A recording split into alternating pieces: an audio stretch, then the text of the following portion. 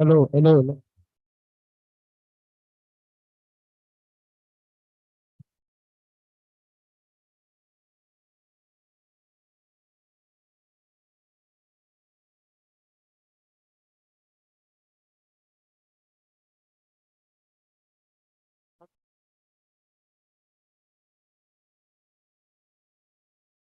Thank you. 1, 2.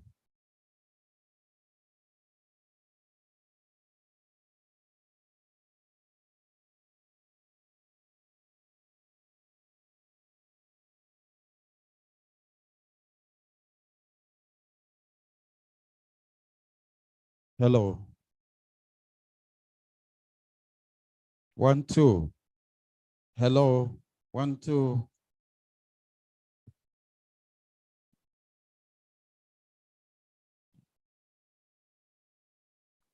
Good afternoon, distinguished scholars, ladies and gentlemen. I will welcome you to this inaugural lecture. The Vice Chancellor is already standing outside waiting. So we humbly request all of us that are well-robed to please move outside for the procession. If you are well-dressed academically, please, you are being requested to move out, to move so that the procession can commence.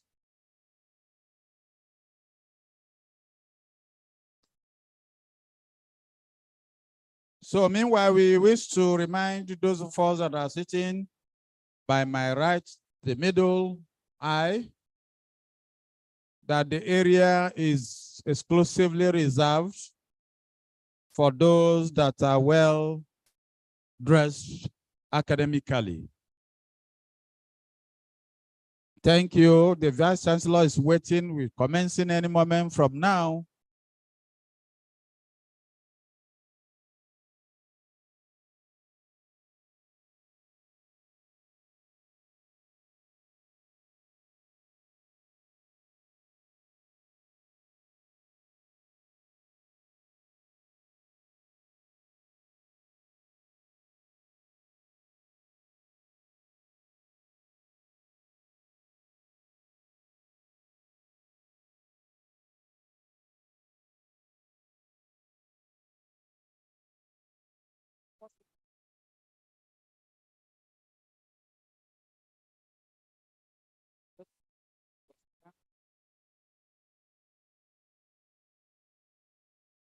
The procession is about commencing.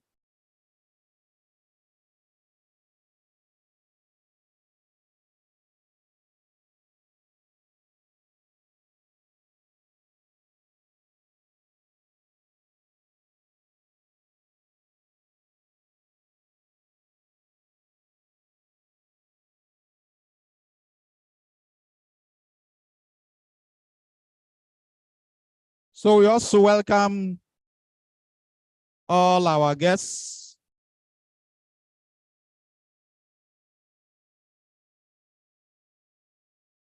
We can see people from the various parts of the country here present.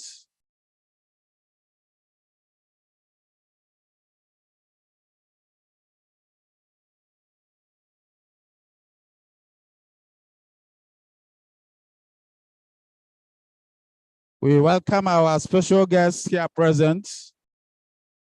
We recognize you and we welcome you. All the staff of this university, you're also welcome. I can also see the staff and friends of the CP unit. We say a big welcome to you.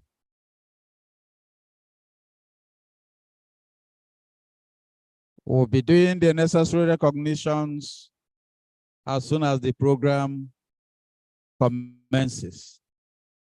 The bursar, you are welcome. The university librarian is also here. We welcome you. Our own dear Dr. Stella Anas. As soon as the procession comes in, other things will follow.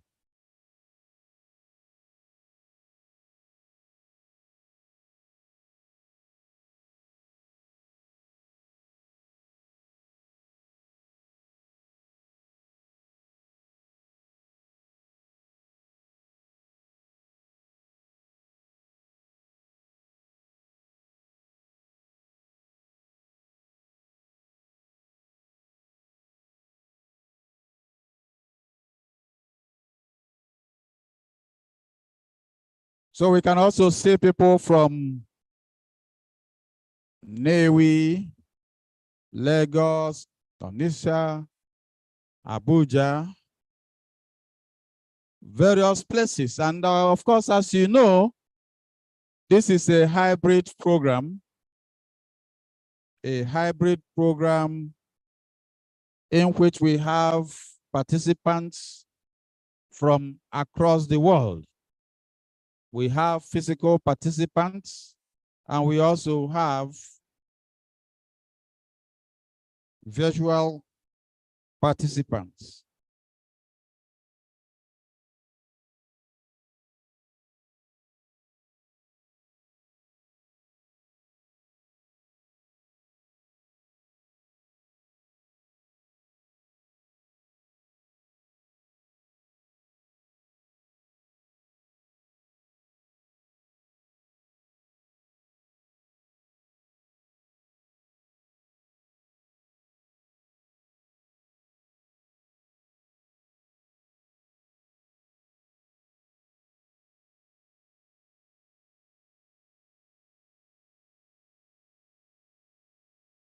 So any moment from now, the procession will be in.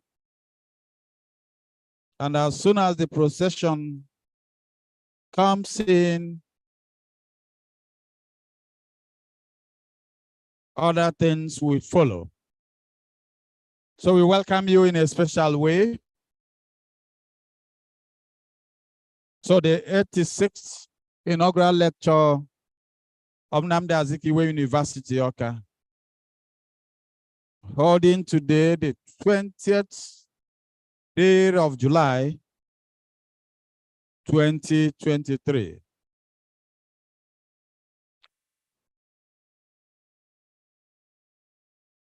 Please, if you are the owners of these vehicles, kindly do well to repark. Lagos JJJ268HM, JJJ268HM, and Anambra Awka 312TB. Please, if you are the owners of these vehicles, kindly move and repark. Please, we want to request those that are sitting by my right this way who are not well robed. So please, if you are not well dressed academically, you are being requested with due respect to vacate that area. It is exclusively reserved for those that are well dressed. You know what I mean? This side, please. It is a request. It is not a directive, please. It is a request with due respect. So please, just adjust. You can move to the left or you can move to the right, but you cannot be at that place, please.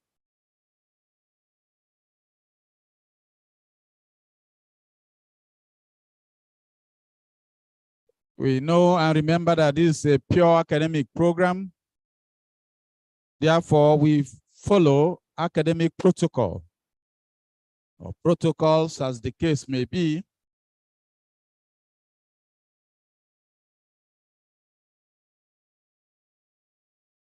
So we welcome Professor Rob Egwatu.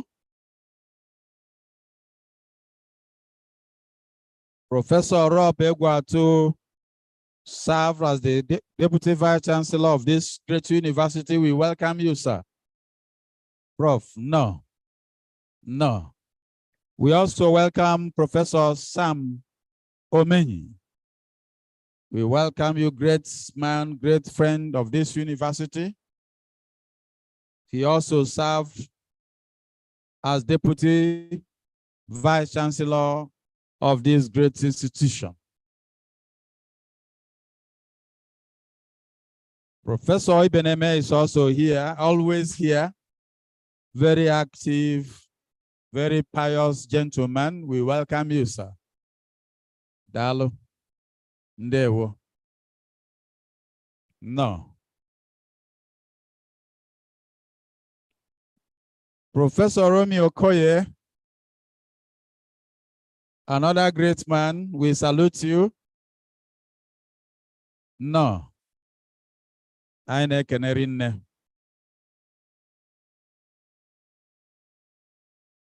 Our former bossa is also here. I can see him here smiling. Sure, today is his day. Pastor Agu, I salute you, a great man, great administrator, and financial expert. At least in Bonn, and I'm from Uganda State.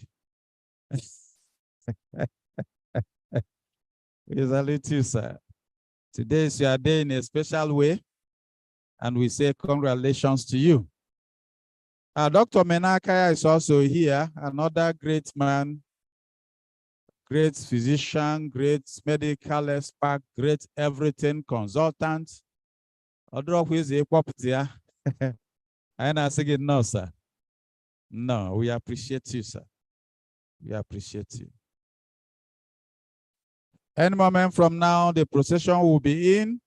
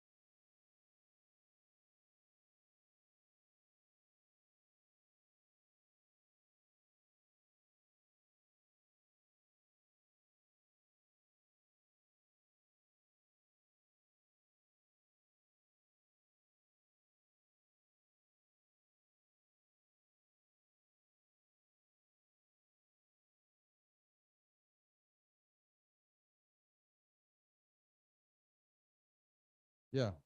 One, two.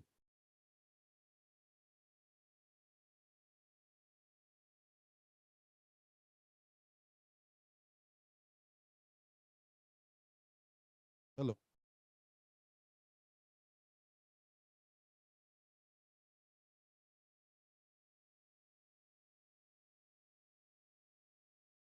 Ego.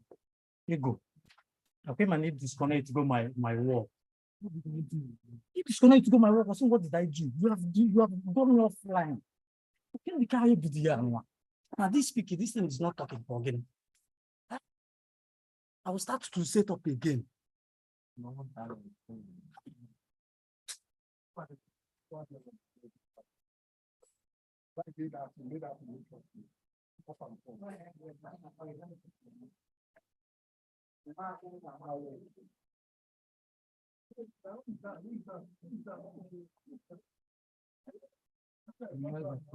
Calm down, wait,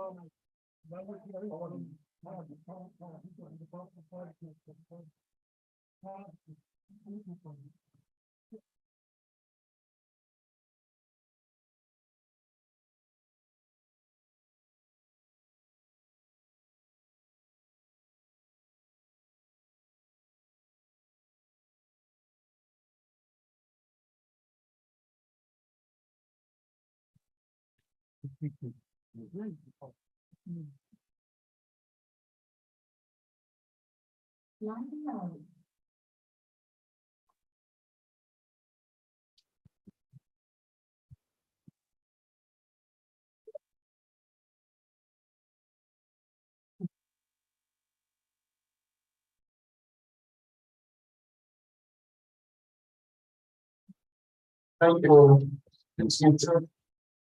The university anthem.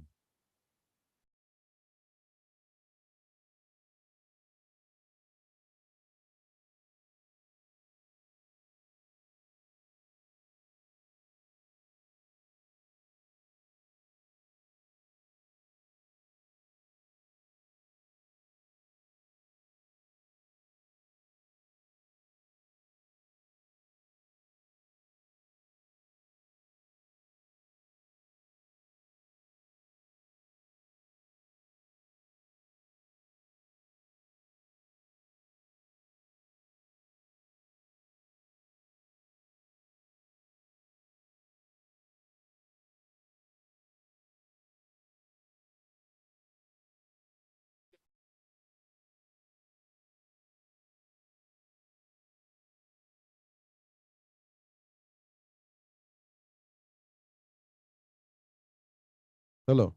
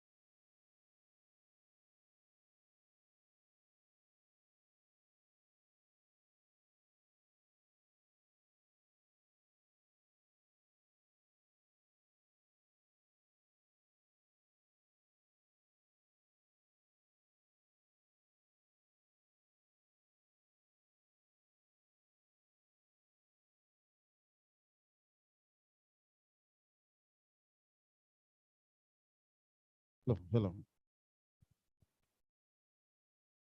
Hello, hello.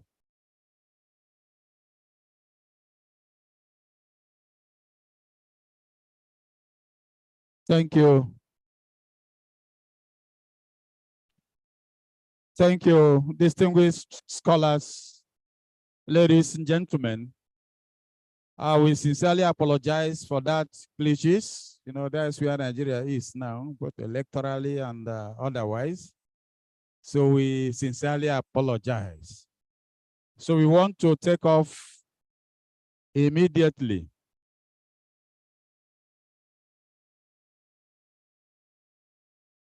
So please, may we rise for the university song.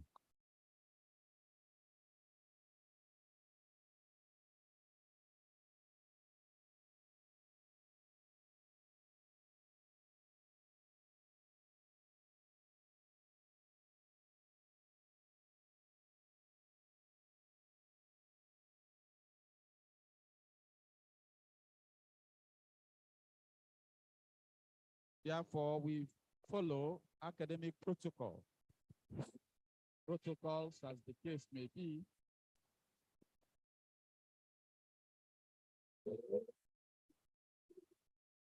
I don't know.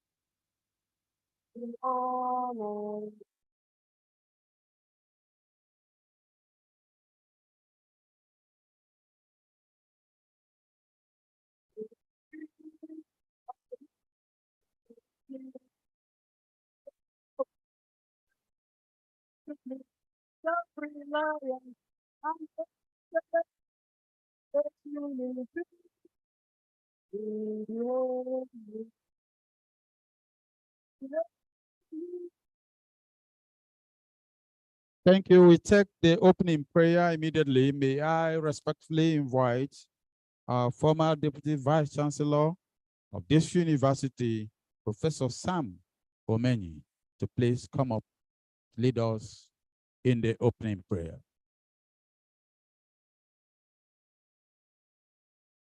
Praise the Lord. We lift your name. We lift your name. We lift your name. We lift your name. We lift your name. We lift your name. We lift your name. We lift your name. Shout hallelujah, hallelujah, hallelujah, hallelujah, hallelujah, hallelujah.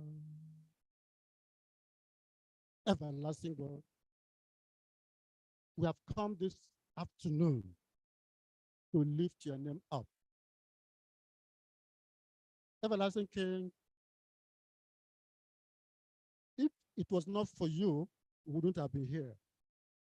So we glorify your name in Jesus' name. We thank you for the lecturer giving wisdom and utterance. Thank you for all of us that have gathered here to hear the lecture. Give us understanding. Thank you for this university. Thank you for the Vice Chancellor, for the officers of this university.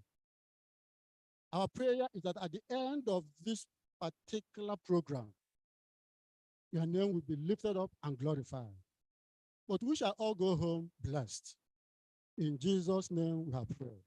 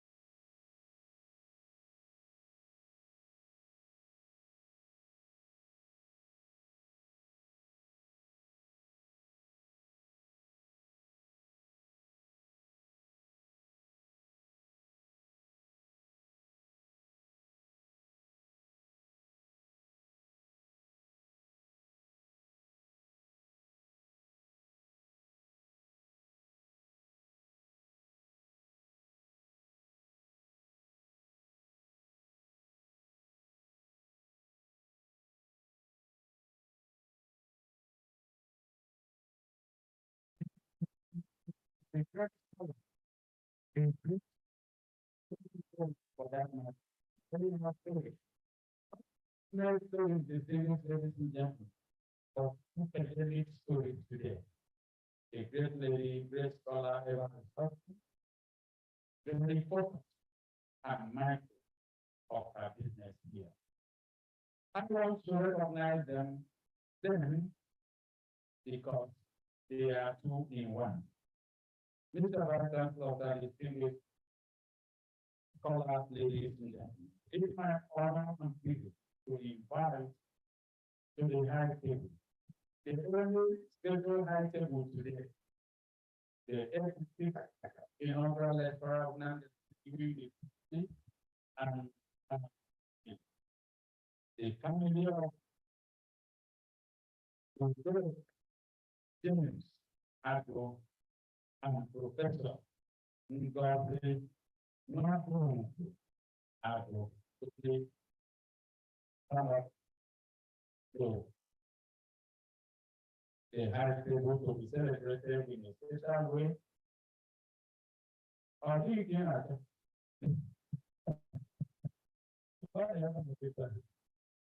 Yeah.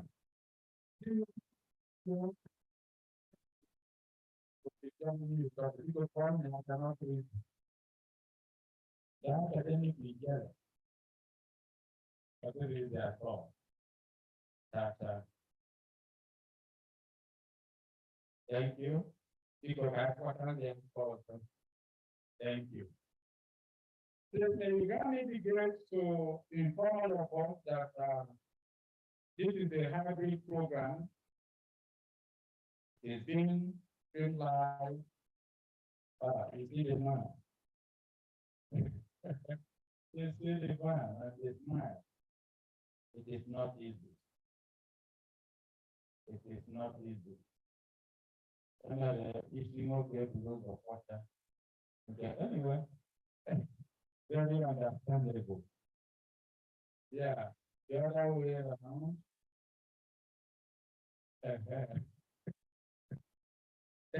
Thank you. We are taking up anyone from now, distinguished scholars, ladies and gentlemen.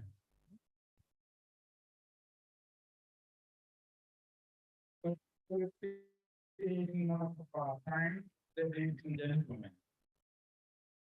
We are informing our respectful father.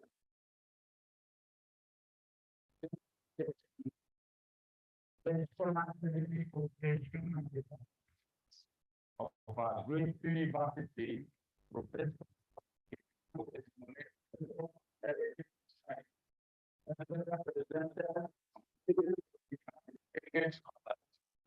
Professor Joseph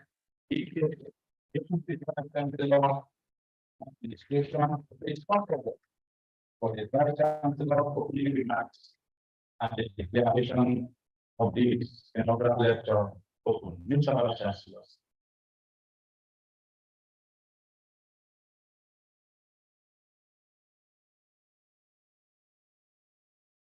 It's a very great day. The pastor, Mr. Ngozi Nwabugo Agu, the librarian,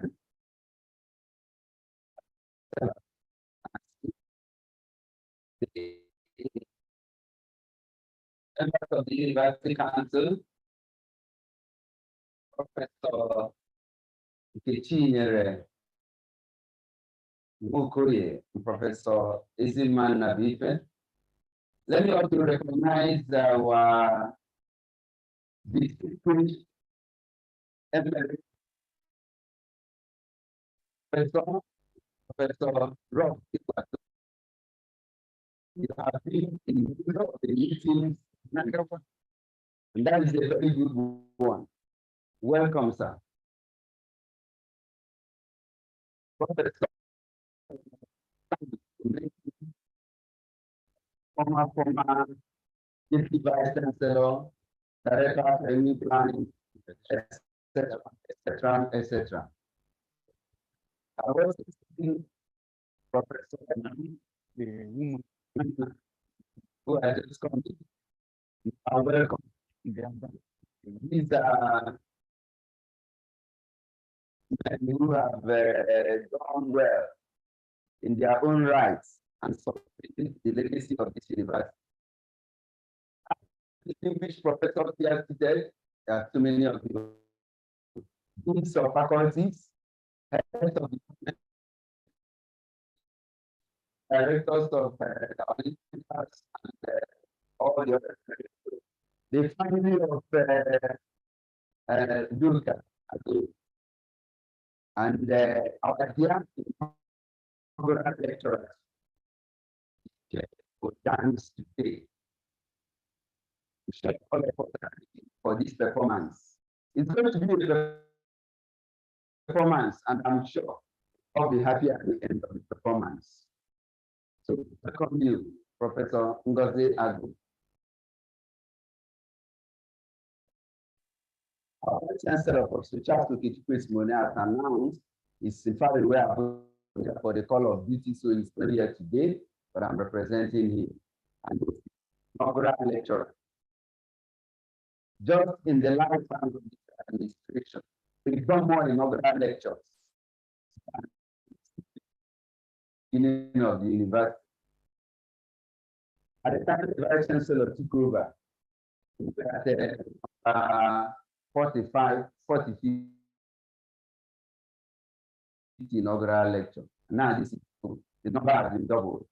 And before the end of this administration, maybe to 100.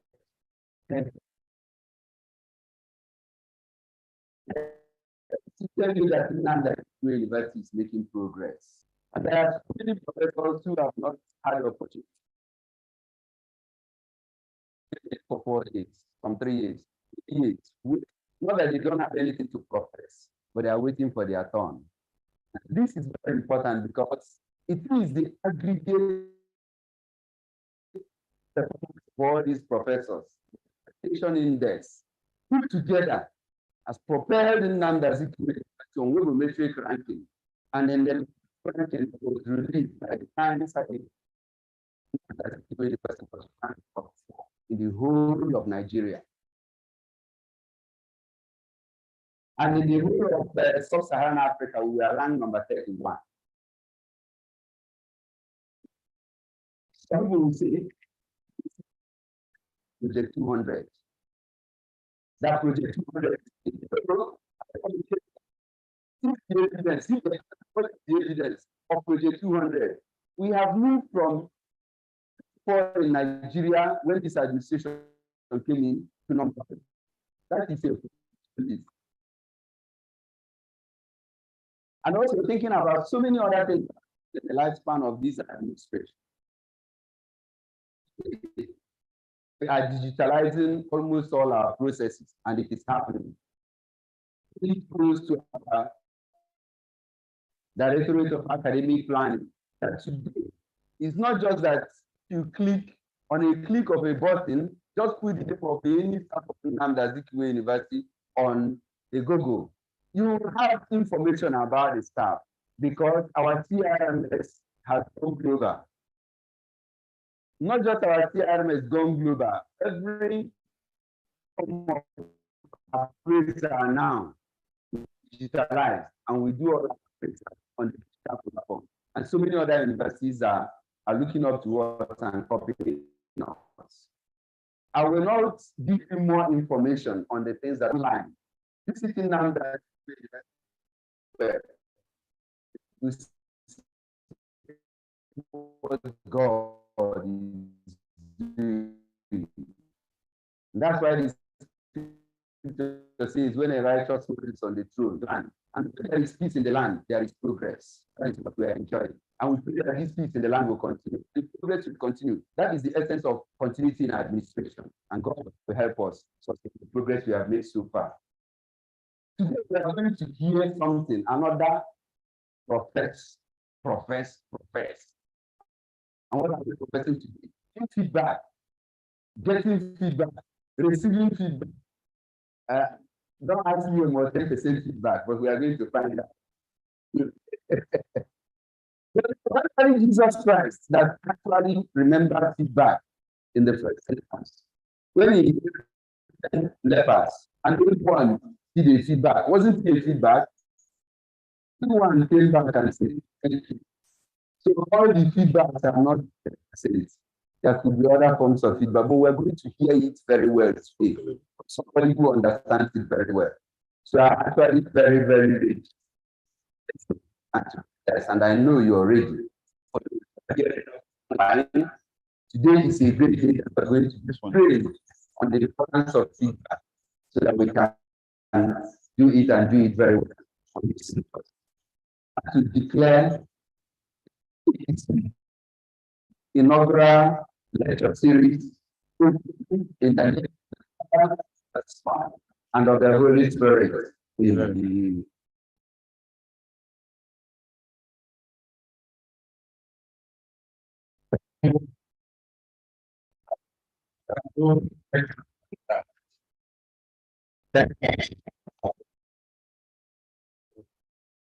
I think we survive that level for that.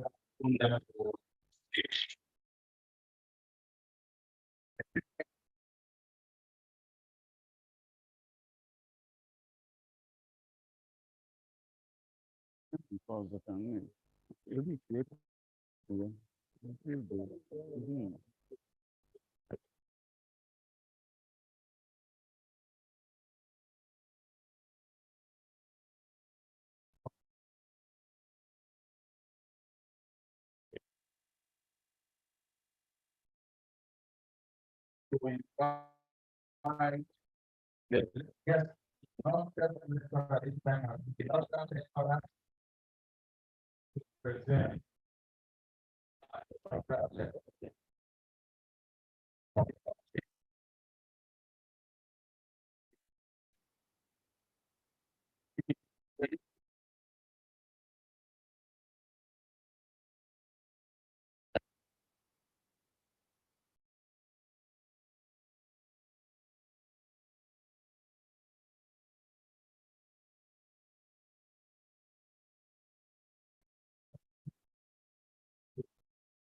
So, yeah.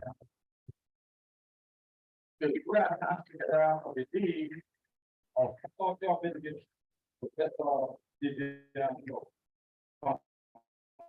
presentation of the program.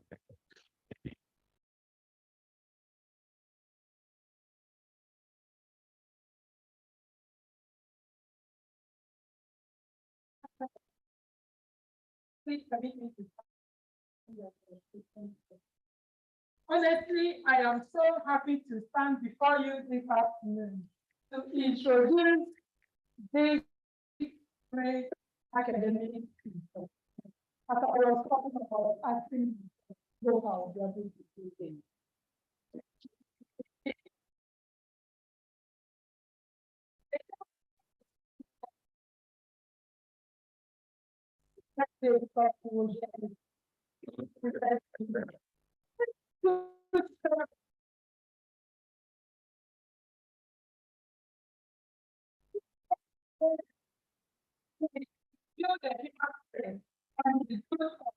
And make it with strength and wisdom, it would be the blessing of God.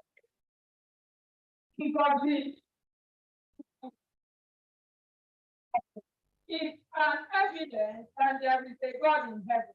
She is undeniable.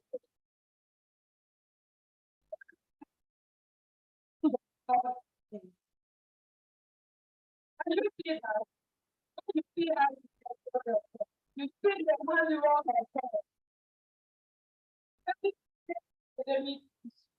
of this great day.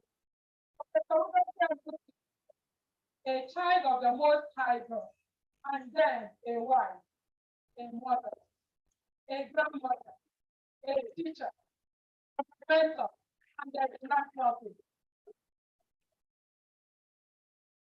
Never forget, this exceptional education is also a child.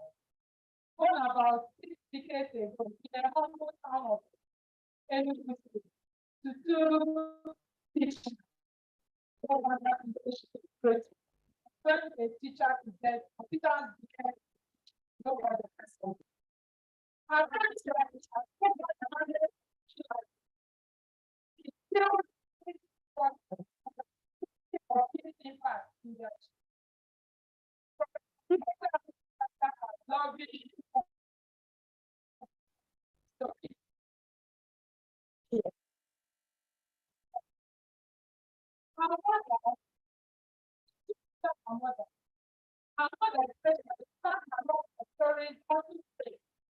Methodically and diligently the God of peace and good.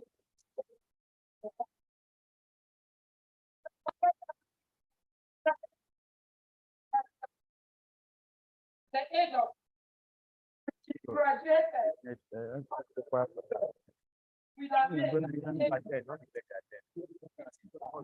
she presented in the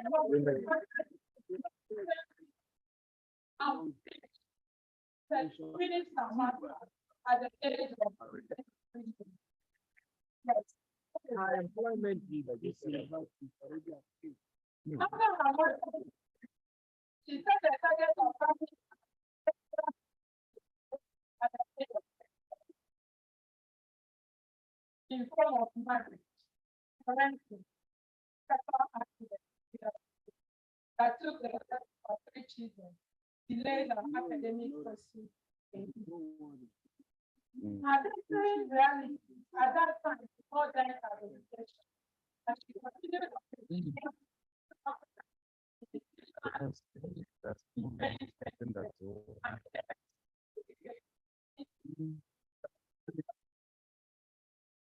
and became a 2000.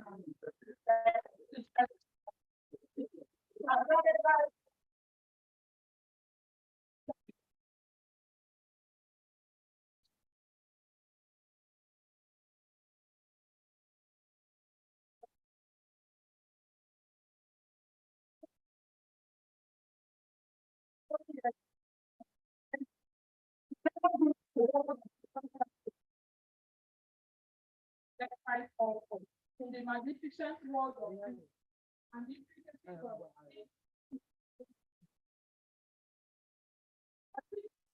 has been and is still an amazing extraordinary work. With the opportunity and the medium of it, they have crossed many lives and have helped many.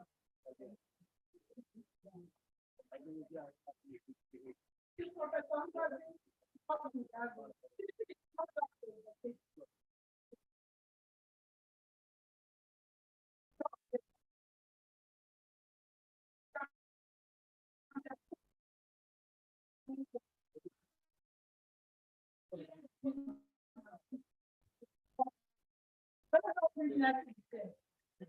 You can see the hand.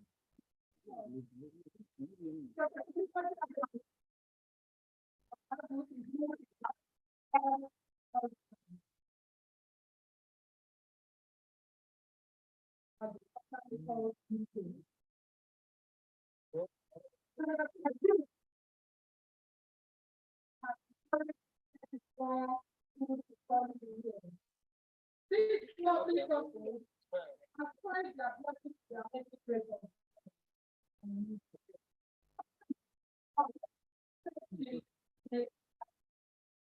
And her lovely husband have been blessed with 4 wonderful children.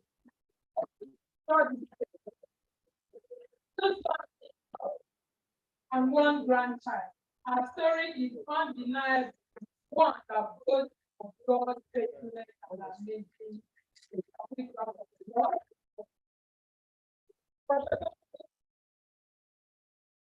You don't mistake, and you don't know how to ignore that. That's how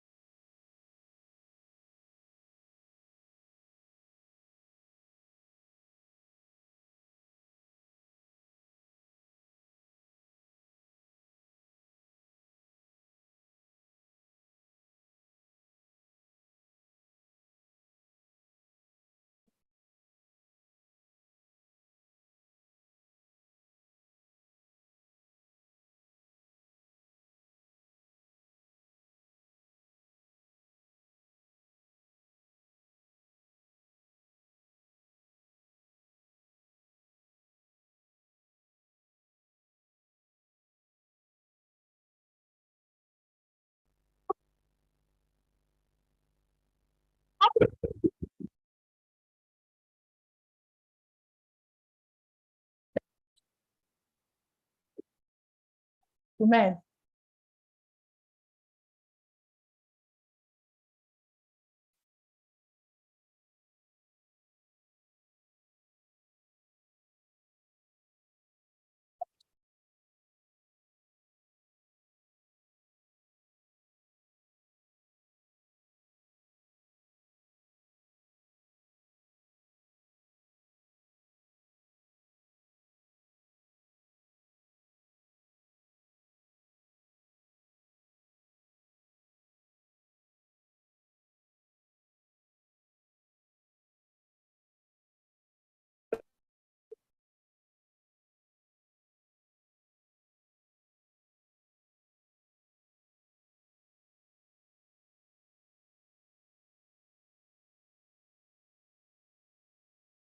Thank you. Thank you.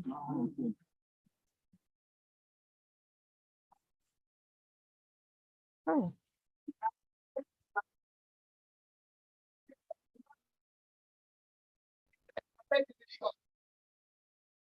What a joy. A joy. Many of the people speaking yesterday have been my students. And it's a joy and with I do what I want to do and what I know how to do best. Give it. Right.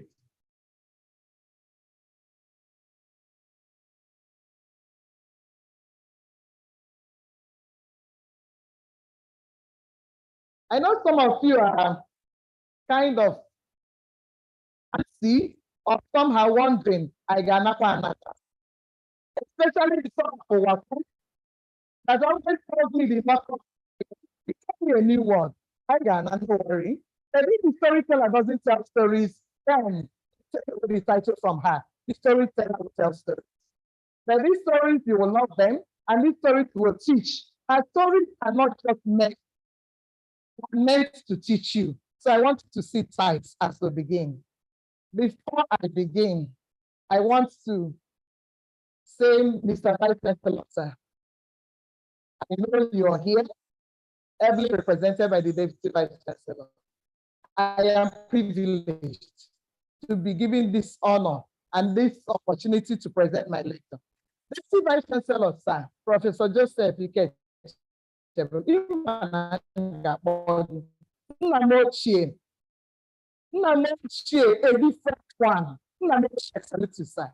The special assistant to the Vice Chancellor on academics, and that is, I call him Daddy. He's not here right here now, Professor Frederick Odibo, the librarian herself.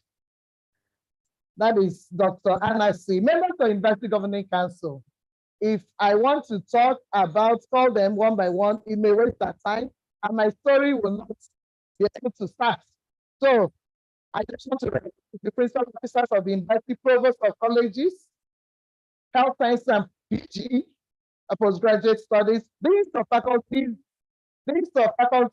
and directors, distinguished professors here present, heads of departments, distinguished academic professionals from other universities and institutions of higher learning, esteemed family members and friends, and I want to pause here. I want to pause here to recognize my mother.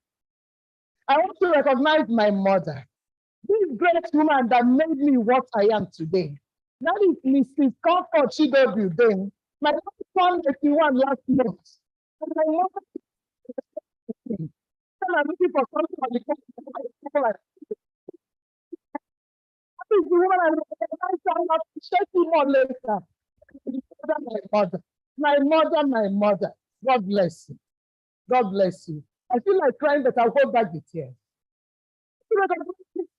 Also, uncle, Namoche, I will still recognize you. You told me go and be happy today. I will be there. And before 1 o'clock, my uncle will be there for his patients. Let me start today.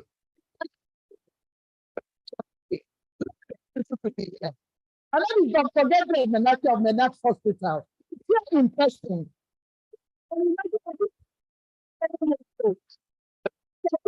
Man. Oh, he is my role model. I want to recognize you. Dr. Gabriel Menaki, I say hi now. Let them see my uncle. Nnamochie, Nnamochie, Nnamochie.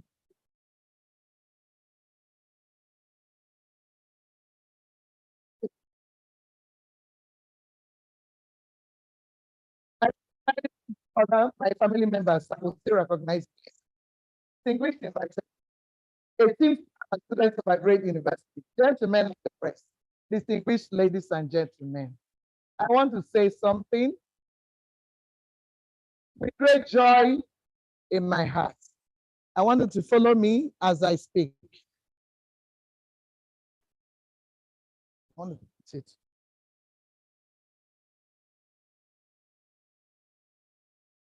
I want you to follow me as I speak. Okay.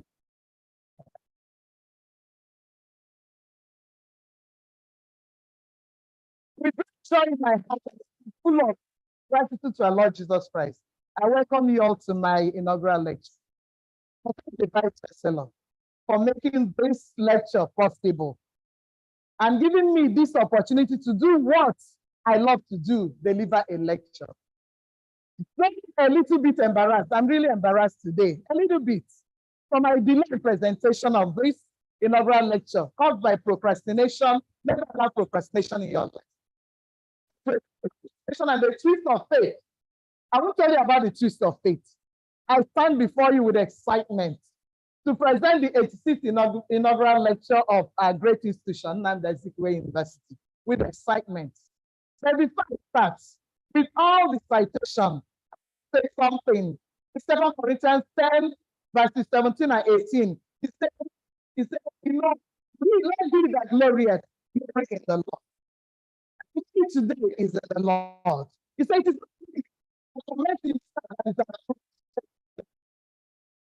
and I pray as I deliver this lecture that the Lord Jesus will commend me today in Jesus' name. Okay. As we go, I want you to go with me on this quote. I am a teacher. In the house right here. Let's read it together. I am a teacher. It is one of the greatest gifts Allah will give me.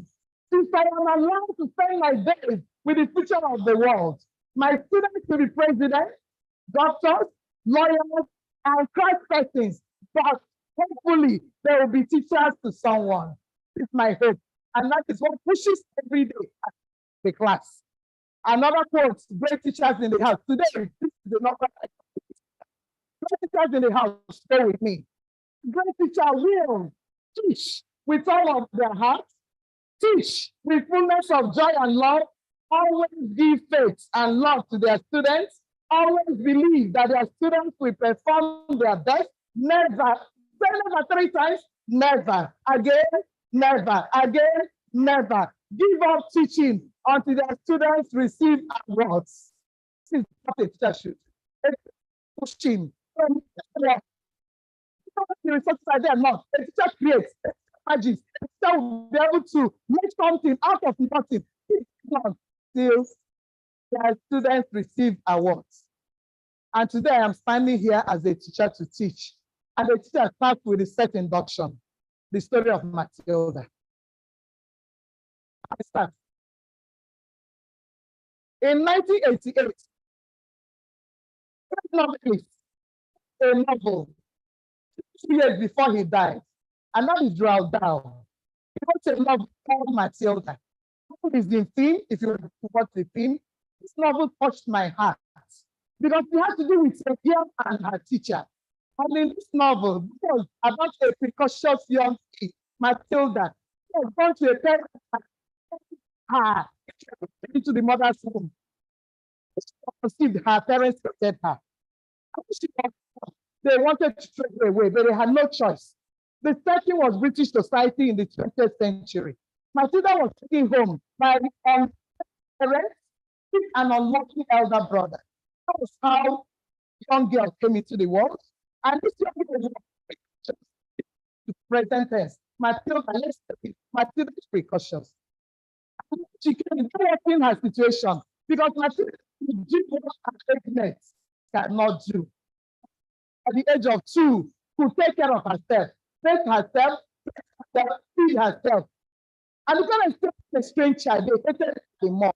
You would think the parents will love her, but they hated her more. Matilda started asking the parents about books. Give me books. I need to read books. There was only one book in the house. At the age of 3.5, Matilda had read that book from cover to cover and asked the mother, when will I start school? And at that time, in British society until you reach 6 years. So she kept waiting, but it was too much for her brain. She decided to leave alone in the house and leave the house. She would stay, holding together. She could no more hold it together. She left the house, walking down the street. Imagine a child of 4 years walking down the street. As she was walking down the street, Matilda sighted across the road a building with the title, the House of Books. Matilda felt the House of Books. She crossed the road. She could cross the road at the age of 4 and entered this house of books. By a big smiling at home. Finally, I have come home. And she told the librarian, I want to read books. If you're the librarian, like you tell her, give her picture books to color, right? And then the librarian took it to the children's corner. I'm a child and say, young lady, I say, I want to read books. Give me books. It's strange. You say, yes, that's one strange. Wait, give me books. I give her classic novels. Think of the old classic novels, you know. Then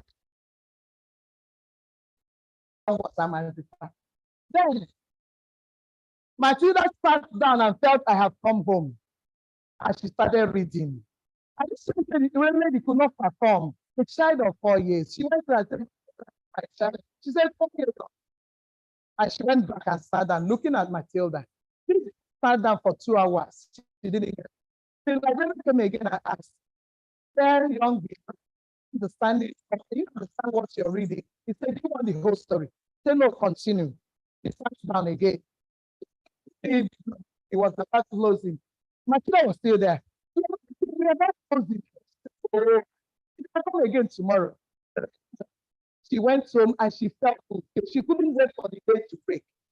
Immediately, the family, she went back to the House of Books. She continued consuming books.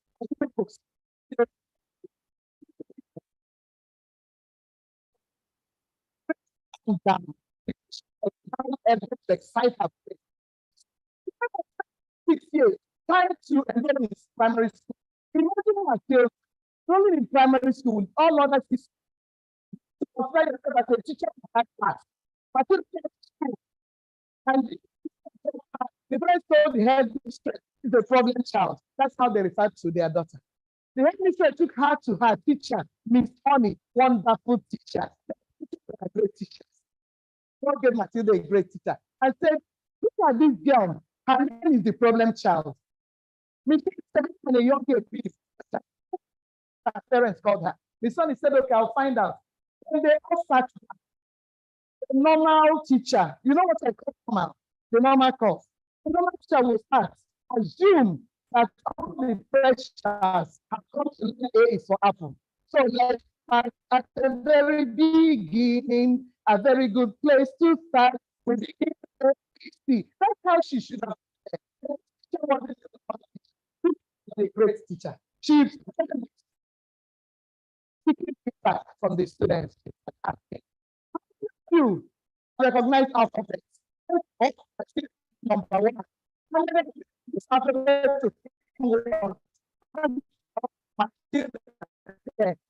Each one to form sentences, Matilda. How many sentences to form paragraphs? Only Matilda. How many people have finished a whole before? Only Matilda. Miss One is fault. I think they called it the problem child. She told again how many people recognize can count your numbers 1 to 10, hands up, 1 to 100, hands up, 1 to 1,000, only Matilda. How can do multiplication and division? Only Matilda. Only Matilda. My children are you 6 years. Don't you have a problem in the class? 6 years.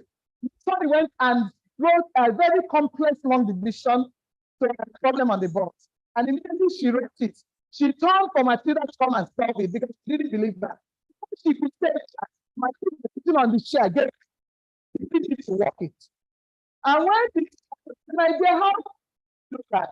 She said, "He just comes." Okay. The teacher knew that this girl shouldn't be in grade 1. The teacher said, "Please, students, please are coming." She went to the head teacher and told the head teacher, "I have a girl, a special girl in my class, starts to the 11th grade. She should not be in grade 1." She called until the 11th grade. He saw this that me. She came back to grade 1. I said, "My daughter, unfortunately, you remain in grade 1. Saw that plenty A's for apple. Then, in order to excite your remarkable brain, I'm going to give you my algebra and I teach you that A is for apple."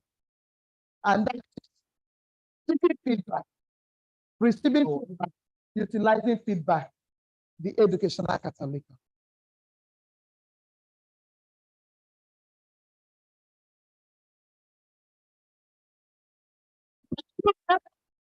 Because of this honey, Matilda later grew to be an agent of service set of problems. The parents later rejected her, Miss Honey adopted her. I won't continue on that story because time is ticking. Time is ticking. You can.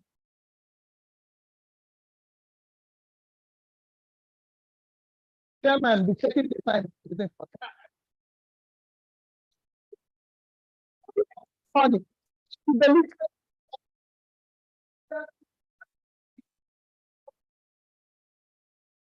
us to the story of Alfred Nobel. I coming up to know reading, but we have not actually the founder. Alfred Nobel, born in the house of a family of 8 in October 21, 1887. That was Alfred Nobel. That was an inventor that built bridges and buildings. Was also involved in experimentation. The father had good wonderful education. Then they were in natural sciences, in languages. At the age, the father transferred the experimentation and the invention of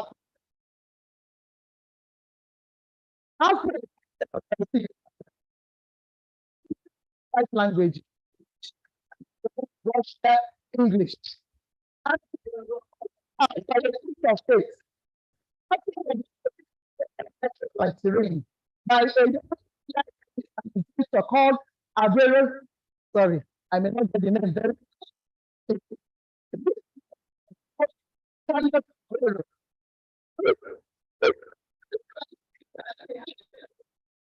And after activated by this microbiome, and that's uric acid and nitric acid. And this more part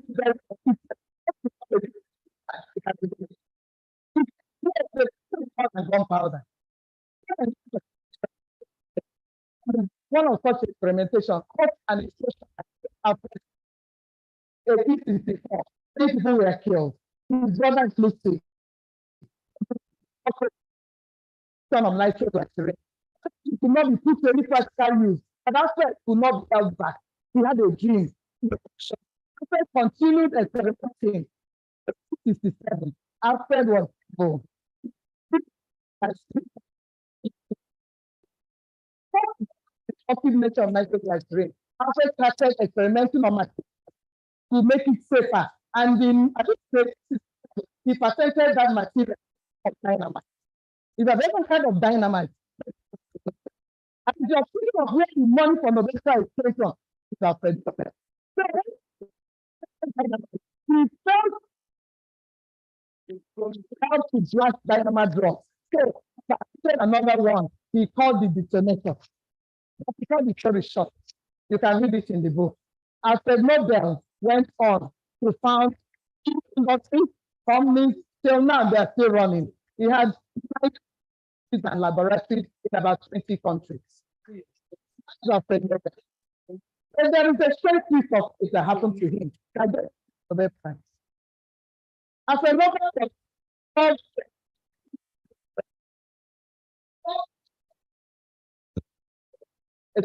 chemistry and physics. And then, strangely, After Nobel's brother, Ludwig, was killed in a crash in France. And the French newspaper for Alfred. They published an obituary of Alfred while Alfred was still alive. And in that obituary, it was announced the master of death that was now used to blast drugs, blast many things, and people use it and blasting mines. People can use dynamite to make, they now call him the merchant of death. And they call him merchant of death.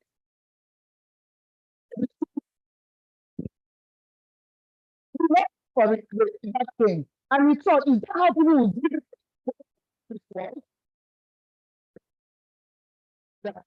He died, he wrote a will.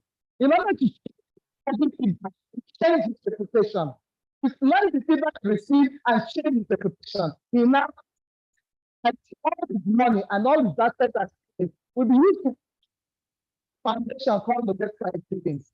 And the government loves peace related issues.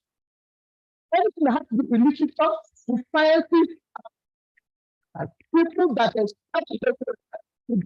will be honored.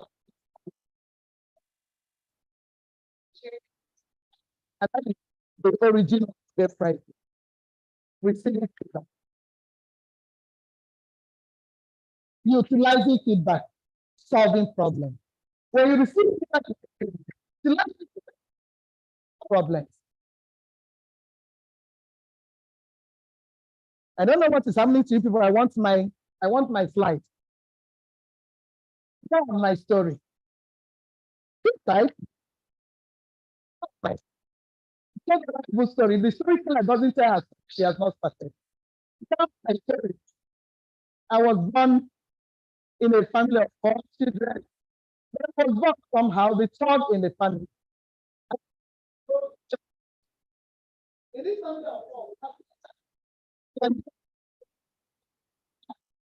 We have the third. I was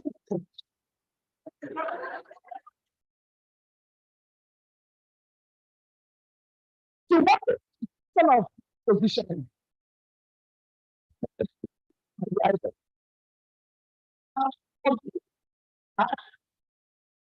I'm carrying a son at home. As the baby still connected to it. People see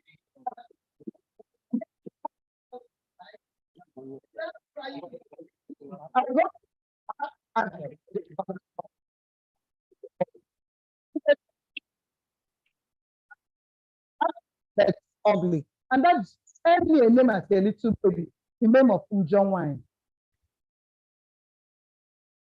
I cannot tell a story without the story of John Wine. I told myself a secret. Not that my secret, myself is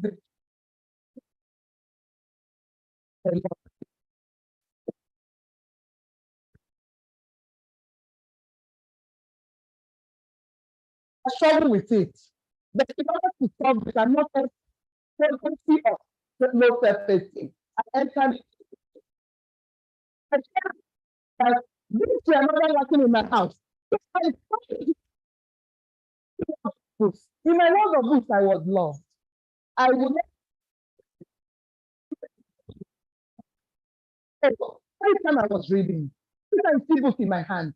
I have to take my books because my father was part of me when he started to see. If I show me books when they write books, they say to my father had books. And then English books. They go to the past I could read. And I said,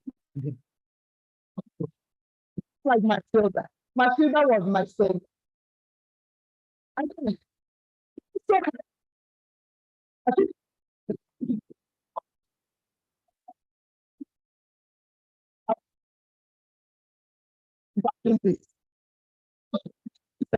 had no electricity.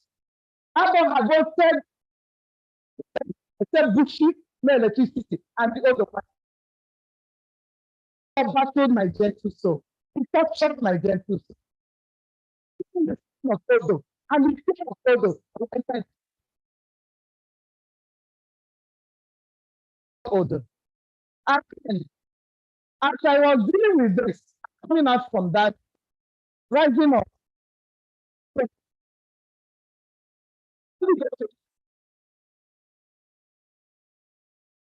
public life. As a child, that's where I live. I will stay there with me. It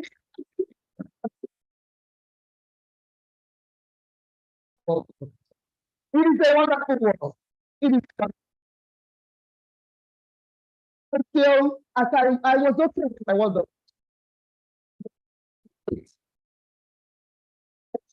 to Okunana.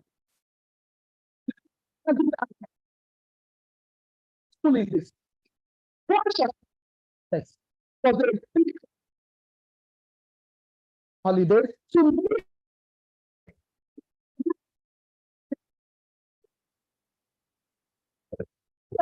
what do I talk of? Is this a master? So I will come back, not hearing this and I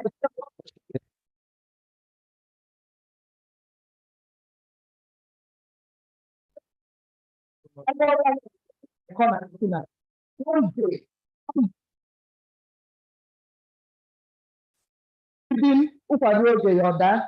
do you want this? Tell me. And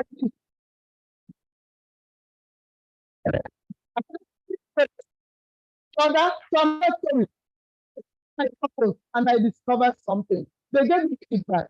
The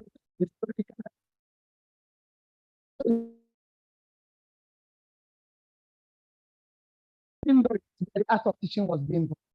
And then I drew that. I read all utilizing feedback, solving. I saw the above.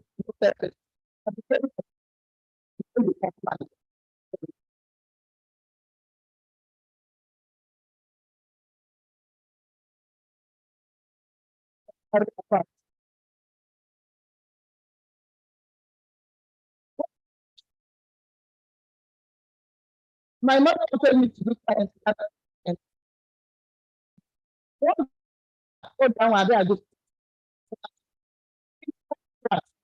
And they get science this one thing that we do in Nigeria. Point teacher to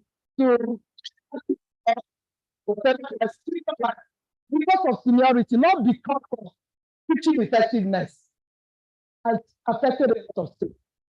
Was appointed as Damasi of seniority.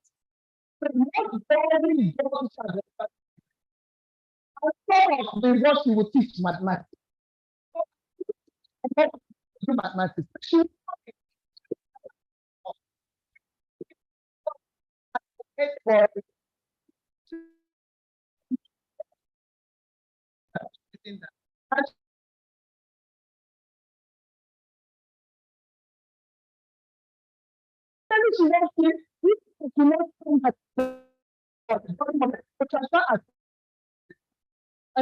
Books to her voice, and then she teach only the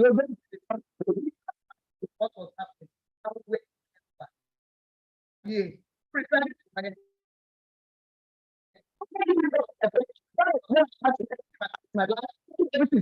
and then came to see her preparedness.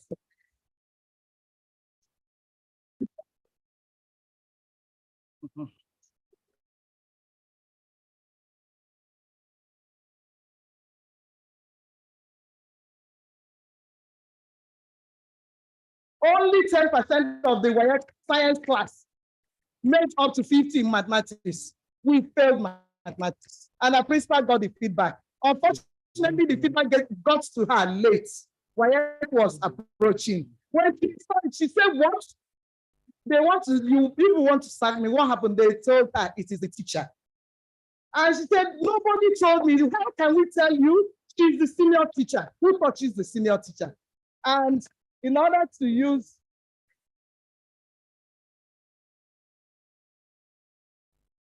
utilizing feedback, she quickly looked for a teacher, vibrant from the university. and she was able to get the teacher.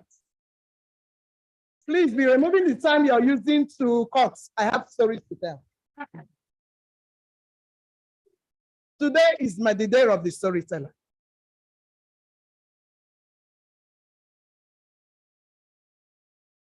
So we need to Krista quickly change the mathematics teacher. I brought a vibrant young girl fresh from the university. I made a problem. So the day mathematics day, I was packing my bag to leave. I go to the back to read my novels. So waiting for the teacher to come in. Those that wanted to go out were preparing to go out. Suddenly, the teacher came in. Teacher came in. In class, as if it's a fresh breeze. I said, oh, happy student. What is happening today? We're gonna learn mathematics. You can see mathematics is a joy. Wow. We said, let's stand aside and see this great sight. I kept my bag. The person I wanted to come and take my seat said, go on. I said, go to where? To see something is happening. We all sat down. We wanted to see this. Mathematics can be like this, not exercise number 26. So, lively and exciting, and we sat down, and she started. Mathematics was interesting to me. Mathematics can be captivating like that. When she finished, I said, God, God, God, where did you keep this woman? I am changing from arts to science again. But it was late for many of us. She tried her best. The first test she gave, I got mathematics 98. I couldn't believe it. I couldn't believe it. But like I said, she could teach only 2 units before we here. It was late. And that affected my career because of the teacher. So I decided to follow arts.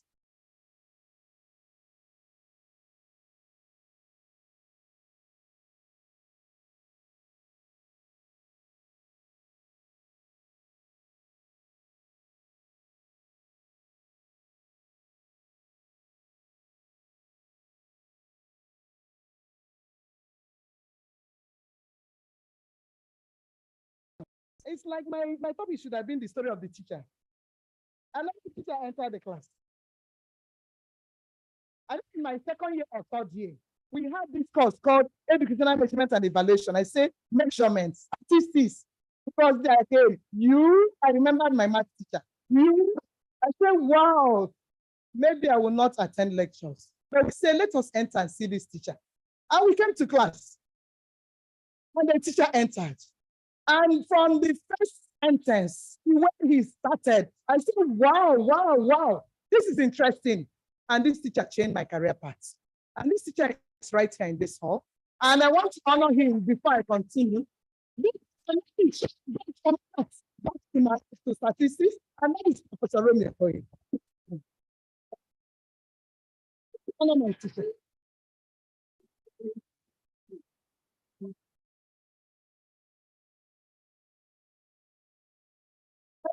My mentor and my father. So after teaching me measurement and evaluation, I changed. But I didn't go to evaluation. I continued. I finished first degree. I didn't even know. When I finished first degree, I loved teaching. The major thing I wanted to be. And my mother said, well, no. I ended up a poor teacher. I don't want to be a poor teacher like me. Go back and buy JAMB form and register for law. Wow. And we are about going for your service. I begged her. I pleaded. I said, I can get law for you. Right now, I will ace law. Reading is my part of my life. I will get the degree, but I'll be a poor lawyer because I don't know how to argue. I don't know how to tell stories. Lawyers don't tell stories. I begged her. I said, Mom, I will get to the top and the zenith of my career. Today, Mom, I'm at the zenith of my career. I said, this is the permission. I need to you. I'm proud. And I thank God for the mother that listened.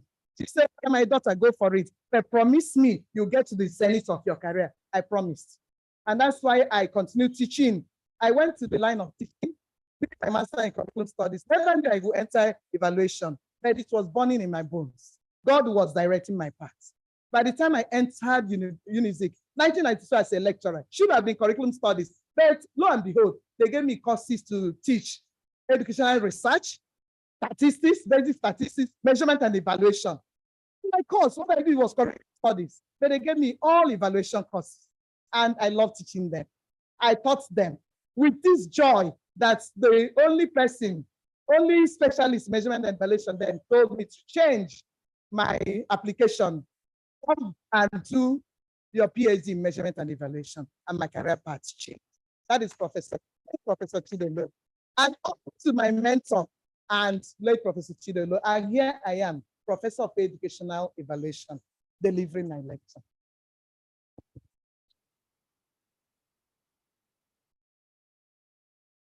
Okay.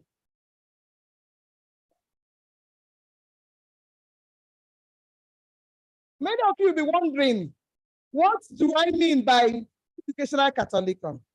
It has made many of you to learn new words. I love learning new words. That is the universal solution to the problems we're having in education. The way we seek feedback and receive feedback and utilize feedback. But before then, let's see, why do we need the solution? Why? I want to, you can be going with me, like global community. The whole world has been going through paradigm shifts. 20th century saw the world dealing with out-of-school children, increase in out-of-school children. If you remember, there was a time it was raining in Nigeria about male dropout of schools. Conference is male dropout. Are we doing male dropout again? The World Community, UNICEF, and so on, Millennium Development Goals came up with one big goal: education access, enrollment, increase in enrollment, and it brought children back to school. So 21st century started with reduction of out-of-school children, reduction, children came to school, increase in subscription for higher education, especially postgraduates, you can attest to that, increase. Many interventions were made in developing countries. Nigeria was one of the highest to record increase in enrollment of out-of-school children. But while we saw this increase, we saw reduced out-of-school children, we saw increased education access, then we saw the last one. I want to read the last one, education quality.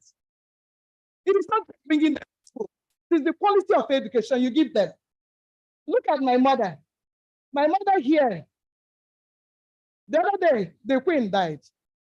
The Queen of England. And we're talking about Buckingham Palace. My mother up head sat down and told me how many rooms are in Buckingham Palace. Mom, how many? 700 and what? At times she would say, how do you know? We were talking about America, Louisiana. My mother told me that Louisiana was sold to America by the French people at the cost of $15,000, right? Yes. America, the first state is Bobby Mezia, California, or whatever. I look at her, amazed. She's my resource person. But then ask a child that just finished exam. Ask a student that just finished exam last week. Just finished exam last semester, the cost it took. Only the cost codes reduce. Quality and gender, learning crisis. We have a learning crisis. At times we close our eyes as if we don't know it is there. We have a learning crisis. Reduction in teacher quality, input characteristics of teachers. I may not go there a lot because my employers are here. Reduction in teacher quality, input characteristics. Do I talk? It pains my heart. It pains my heart.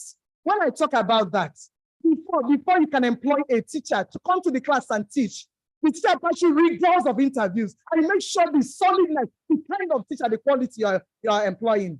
I won't go further. Reduction in teaching quality. Let's go to teaching quality.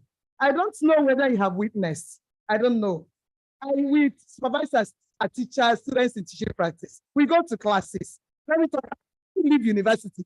And if I talk about university, some university teachers may stand up to talk and my habit will increase because of the mixture of tenses. Let me continue. Reduction in learning quality, reduction in learning quality. And when I talk about reduction in learning quality, thoughts to go, learning crisis. Many Nigerian children leave the school system without being able to read simple texts or perform simple math exercises. It pains my heart. My heart is burning. Many education graduates grapple with simple grammatical constructions and mathematical calculations. It pains my heart. A master's degree holder will stand up in the church to give testimony. And my child, especially Rejoice, will be cutting me down where I am. She'll sit at the choir spot and be saying, Mommy, calm down. Mommy, calm down. Why? Because the minute they start to speak with my heartbeat, I will be fidgeting. Because of the grammar, I will just, at times, I will take pen and paper, grammatical errors. And my daughter will say, Mommy, be spiritual, be spiritual. And I will tell her the Holy Spirit knows grammar. It bonds. But then, let me tell you, some that just did primary 6 in those days, childminder in the church will get up to give a testimony and hold the mic, and you love English. I say you love the grammatical construction. What will a master's degree holder get up and cannot get the tenses right? Isn't it a learning crisis? Many doctoral students do not know when and how to use simple punctuations. You read projects with me, they don't know when to put apostrophe. The words that they don't also know when to put full stop these days. Somebody finish a sentence and will not know that they can put full stop. What are we going to? Do we need educational Catholicon? I'm asking, do we need a solution? We need it. Sorry, wait.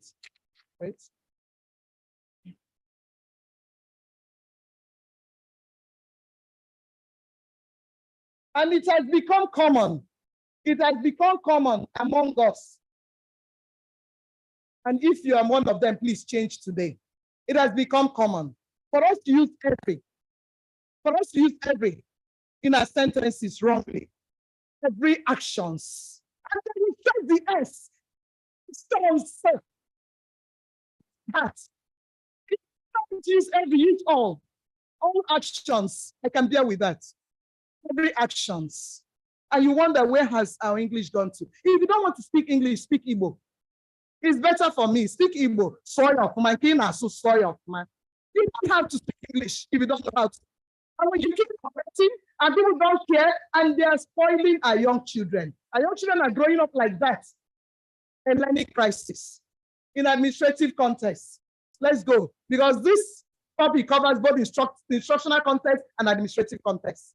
Reduction in educational administrative support quality, employment criteria, reduction. And that is affecting us. And we shout, people are not doing their job. People are not doing their work. How did you employ them? Promotion standards. What are we using to? We are doing a process right now. How are we? What standard are we using? Did you get feedback from the field? How effective is that staff you're promoting to whatever level? Faculty tenure criteria. All these things are reducing, all of them. Value shift, this is where I'm going to. Shift in the way both young and old view life and success. There is increase in enrollment in higher education institutions, increase carrying capacity. We shared our class, the whole of the faculty, into 4. 2 departments cannot enter big hall. I thought I could not fit 2 departments in a big hall, carrying capacity. I have to go and use online voicemail because if my student cannot fit into a hall, a big hall, what am I doing? Enrollment, academically inclined children, non-academically inclined children, and academically at-risk children are mixed up in our classes. If our children have followed academics are in our classes. JSS should have taken some out to vocational track, but they're all in classes because there are no opportunities for vocational track. What is the problem in Nigeria? The idea of 6334 is that for some will start at 3 and go. They're all coming in. Even our senior service, some should have followed vocational track. They are all into university, academically, non-academically inclined. And who am I calling academically at risk? For I am not an academically at risk child. I wasn't, because my parents were teachers. My father would sit down during primary, when I was in primary school. When he come back, everything was timed. He was short, go and sleep 1 hour. He would be waiting for 1 hour to pass. After 1 hour, he wakes us up as if we're in second boarding school. And then we come to the big table. Everybody, you're reading your books. He will time the reading. 2 hours for you to go and play. We get up and go and play. You check it. Time to come back. I was always introduced. I was introduced to reading. And some children, they go from school to the shop and to the market. I don't know whether you know that. They go from school to shop and stay till 11 p.m. And they're going back home with their school uniform, 11 p.m. And they leave again in the morning. They are academically at risk children. They all come to class And when they all mix up in a class, what is the resultant effect? Greater diversity in student population is an altered the mission of higher education and modes of delivery. Myriad of educational problems, each of our classrooms has the Ngozis, the Emekas, and the Ayons. Did you hear me? Each of our classroom has the what? Ngozis, the Emekas, and the what? Ayons, all seated together in one classroom for one teacher to teach.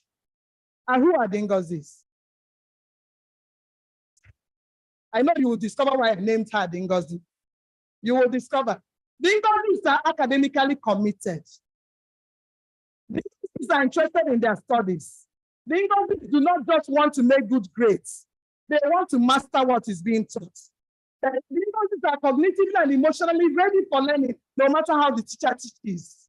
The Ngozis are in the class. The Ngozis are there. They come to lecture with sound relevant background knowledge. They come to lecture with some questions they want answers to.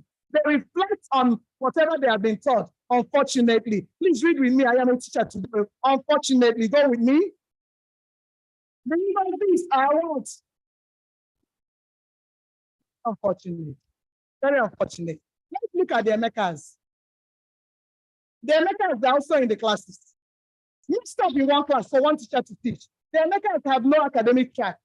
They are not academically inclined. Should not be in higher education institutions. And for the certificate-oriented society, they found themselves in. Present society certificates and they give you. So they are there. They are normally called them the Kanemen, but they shouldn't be. As long as they have come, we are going to redeem them. Now, the Emekas, they run for an education program like others, just to get the certificate for a possible mitigate. They to just make the passing grades. If they make they dance, God a miracle. Nah, my baba. If they make an they dance, they make us. And the teacher has to teach them the IOs. If you are an IO here, don't worry. It's just a name. The IOs are the academically at-risk students. They either have learning disabilities or are unmotivated to learn. Many of the IOs are in our classes. They won't open any book from year to year. The IOs end up achieving below their potentials, which may be caused by boredom or by a lack of background knowledge that makes learning obstacles seem insurmountable. The IOs, read the last one, they are unfortunately in the majority of students in our classes today. So the Ngozis, the Emekas, and the IOs are seated together in a class. Imagine the class. I say imagine the class. And the teacher has to teach them the same time. So do we have a need to solve this problem? The educational Catholicon. Now let's see the effect of the multitude of the IOs in our classes. Teacher frustration. I said, teachers, are you here in the hall? Teacher frustration. Students think they steadily fall short of the prescribed learning outcomes, compounded when these teachers continue to use the same strategies that do not get results, rather than implementing new practices that might increase student achievement. Teacher frustration. When we don't recognize the gap, we must mind the gap. We must know that we have the Ngozis, the Emekas, and the IOs. Therefore, we solve the problem. But we don't. Let me jump the slide. Let me jump because of time. The question before us. What is the question? This is what is the question before us? You know, you're my student today. The question before us. We can ask the Vice Chancellor. Is it possible to close the achievement gap between the Ngozis, the Emekas, and the IOs? Sir, I'm asking again, is it possible, Collins? The son of Uwakwe, is it possible? Is it possible? Is it possible? Yes. The solution. I said the words. I have expressed the need for the Catholicon.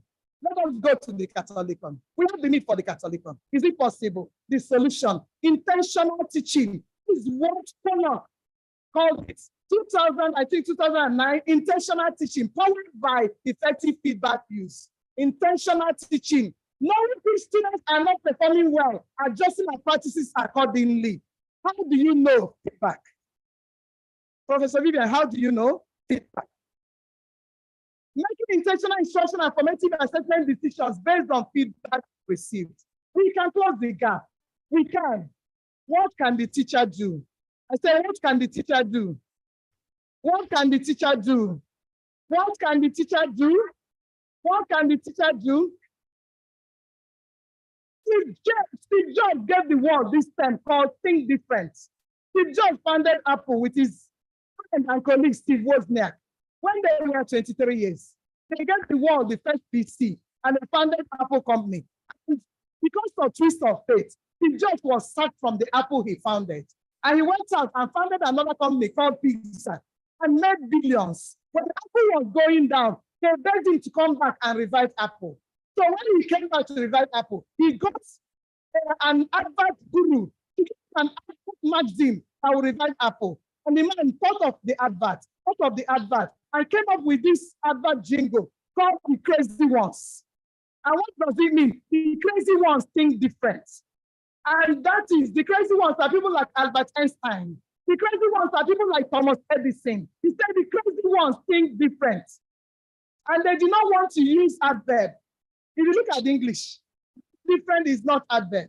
It is adjective. The adverb should have been used, isn't it? Different.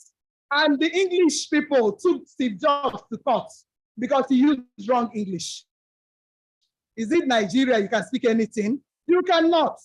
He used the term think different. They took him to court. And he stood and defended it. And because he think differently, it will give a wrong meaning. That's what it means is that the crazy ones will think a different thing. And they will think Apple, they will think Mac, they will think iPhone, they will think different. Those are the ones that think different, the crazy ones. And when they think different, they act differently. Not the crazy ones. Yes. The crazy ones to the world, but there's a thing called the three idiots. People call them the idiots, but they are the wise ones. The crazy ones to the world are the wise ones. They think different. Tell your neighbor, think different. This thing, my neighbor, tell me, think different. This we think different and act differently. So we're going to think different. Let's stop the normal.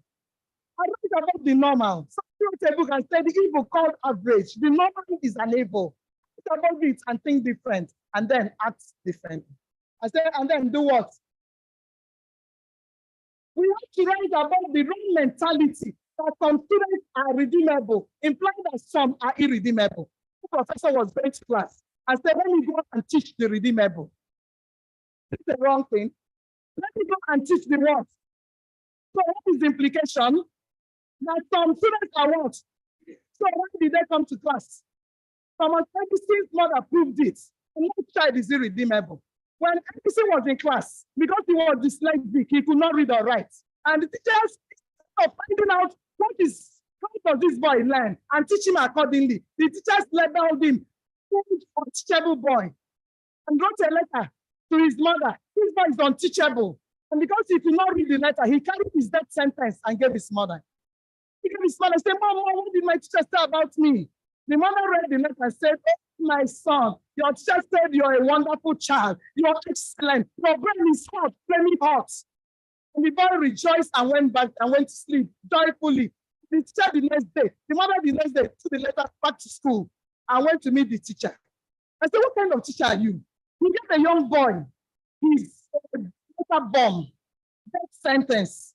So why did I bring him to school? Why are you a teacher? The teacher is not supposed to deal with these that are healthy, the those that are sick. Because Jesus said, I came not for what? The sick. Why did I pay school fees to come to school? They have called my son unteachable. I will teach my son and present him back to you. And she took the boy. And the mother taught Thomas Edison. The mother recognized that Thomas Edison was dyslexic. He doesn't learn from words to concrete. He learns from concrete to words. And the mother taught him with a different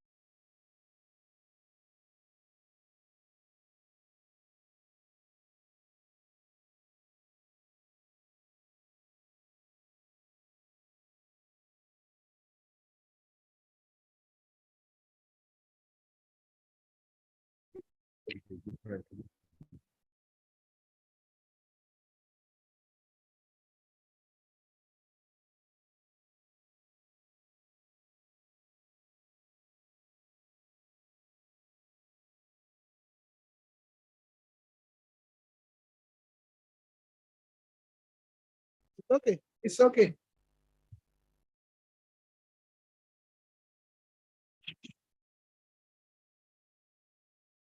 And when Thomas Edison's mother finished with him, Thomas Edison gave the world the electric bulb.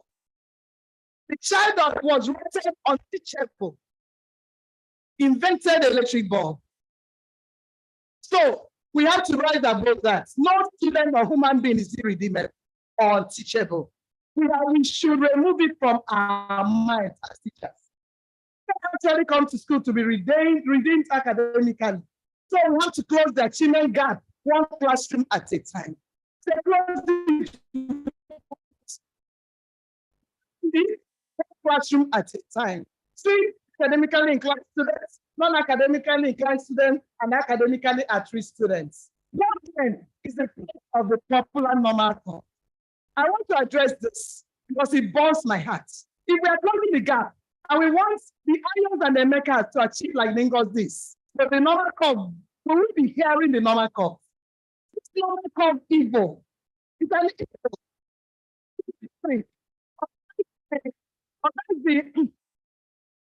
The situation that demands normal curve is on ground.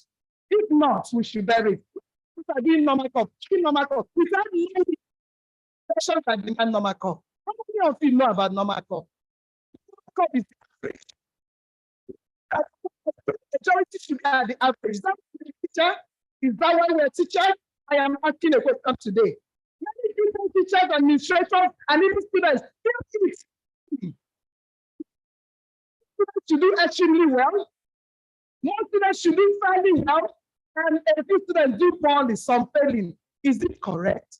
Is that why we are teachers? Is that why we're in school? And we keep doing it and calling normal curve. I think it's that God, the evil called average. We have to debunk it. Sorry, the line didn't come out on this line, but there is a line. There is a line. And this is how we saw the result of my students. And we go to our exam board and defend the evil. Today, I'm standing as a teacher to tell you, challenge outside this place. The evil called normal curve. Measurement experts need to maintain that a good attainment test use a good spread, following the bell curve. Agree to follow the bell curve, only if two conditions apply. Have you not had the conditions?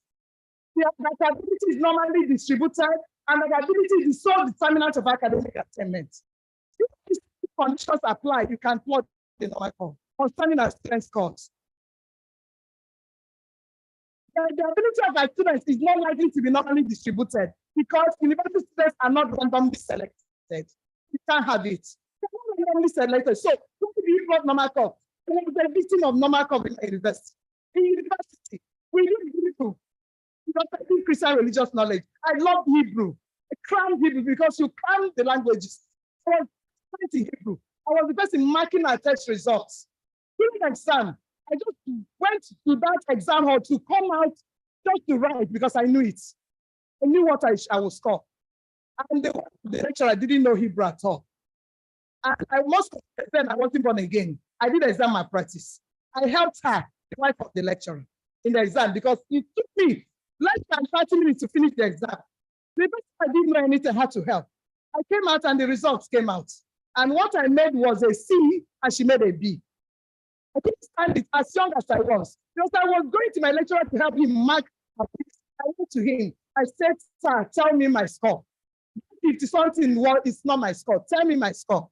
And the man told me, it was when I was trying to my curve and I cut off some marks and I wanted the curve to, you did not cut off your wife's mark. It is my own.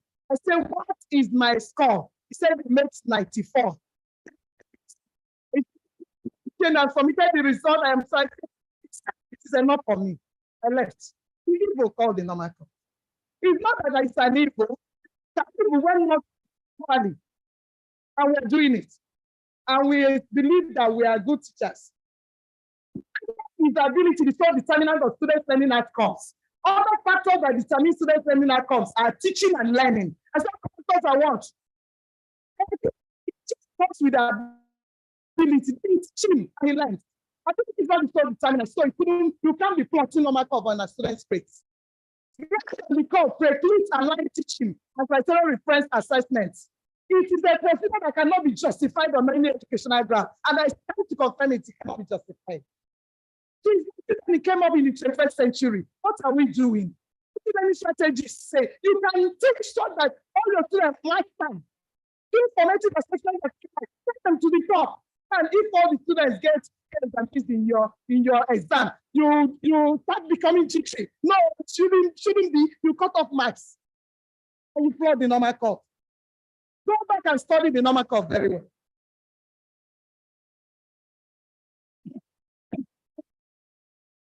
Unfortunately, grading on the curve also appeals to administrators, chancellors, unfortunately, because it conveys the impression that standards over all departments are right.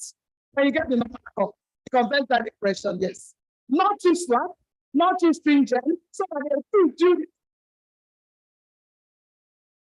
poorly to mastery length. Completely to mastery length. It shouldn't be. The evil called average. Tell your neighbor the evil called average. It shouldn't be. We should be going to mastery. Back to our question, how can the teacher close the gap between the Ngozis, the makers, and the ayos? The power of teacher in the learning process is amazing. Appropriate instructional learning and actual teaching, appropriate assessment, and effective feedback practices in the classroom. Effective feedback practices. Change from instruction and assessment feedback alone without instruction modification. That's what we are doing. Instruction, assessment, and feedback. Instruction, assessment, no modification. Change, we have to change. Change to this. Change to this. Instruction, assessment, oral or written comments, learning applies comments, instruction, modification, feedback. Let's change. If we change, we solve the problem. But if we keep just giving tests, not minding what they achieve, not modifying our instruction, we remain where we are. It's time to change. And we come from students irredeemable. No child is irredeemable. My experience. I am not boasting as I stand here to say that all my students have been acing my exams, my experience. In my 31 years of university teaching career, I have received several awards. Yes, I have. During these my career days, I have frequently sought feedback from my students and how effective my teaching has been. I've also received feedback from my students.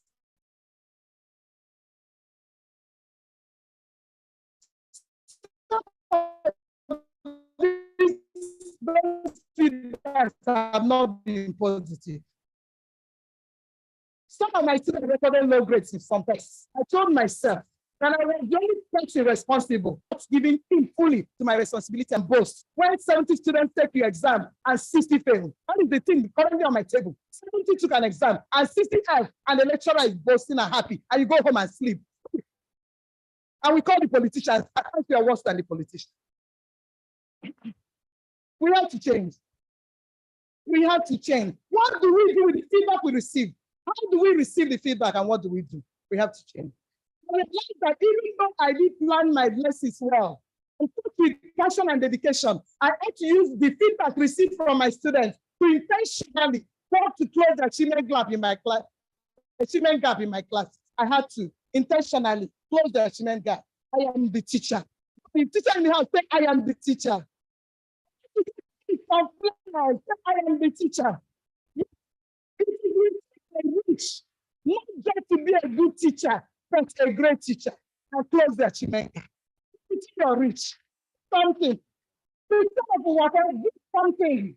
For the family, do something. You're rich. What can the administrator do? Administrators in the house, what can you do? It's not only for teachers. What can the administrator do? Administrators, are you here? What can the administrator do? Differently, intentional service and support, effective feedback delivery, effective receipt of feedback, and effective utilization of feedback. It can help us in administration. That takes lamentably. It is very common in Nigerian schools, especially at the higher education level, to hear these terms: assessments, tests, exams, appraisals. These procedures are good, but they are not the end of effectiveness cycle. They are not. Assessment should be designed so that they encourage what? The uptake of feedback, use, without it, they become more formality, the burning questions, raising questions, the burning questions. You can go with the questions. Why is feedback literacy rarely mentioned in our class and administrative cycles? Dynamics. Who knows about feedback literacy? Why? Why has continuous assessment, which is a feedback-driven assessment strategy, been turned to a great strategy? Why? Continuous assessment. In our university, in our schools, it has been turned to a great collection strategy. It shouldn't be. It's not the idea of continuous assessment. What are we doing with various findings of our postgraduate students? Every time I'm reading tests, we find the tests, and our students are finding something. What are we doing? They're giving us feedback. Have we utilized any? What are we doing? And we are always there, collecting non-utilization. The questions are continuing. Why are we not utilizing research feedback, children and solving problems? How many of our teaching and non-teaching staff know the type of feedback to seek? How many staff know what makes feedback effective? How many know effectiveness of giving and receiving feedback? How many know how to utilize feedback? The questions above lead us to the focus of this lecture: feedback. I'm just starting, and I can stop. I'm starting and I'm stopping. The questions I've raised, the question you go and answer. To the focus of this lecture: feedback. And this feedback for students, teachers, and the administrators. Feedback. What is feedback? I want us to use an analogy to explain feedback. To start imagining a toddler beginning to walk. Child is beginning to walk, stepping, and the mother is standing there watching this. And now toddler beginning to walk. If that toddler falls down, if the toddler plural falls down, they will first look up at the grown-ups. I want to see their reaction to the falling down experience or the falling down incidents. If the grown-ups show signs of distress or worry, the toddlers become upset and start to cry. But if the grown-ups are cheerful, encouraging, and confident, the toddlers usually get right back on their feet and continue walking. Isn't it? Feedback. Tell your neighbor feedback. But this analogy to know what we are talking about. Look at the child. Looking at the mother. And the child failed. Unsure what the mother would tell, how the mother would react. The way it reacts. If the mother, hey, and shouts, the child is crying. The mother smiles. Good job, you can do it.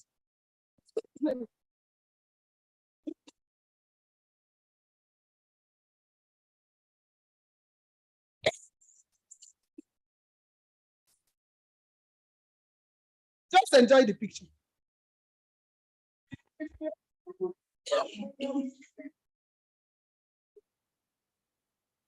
Running for time.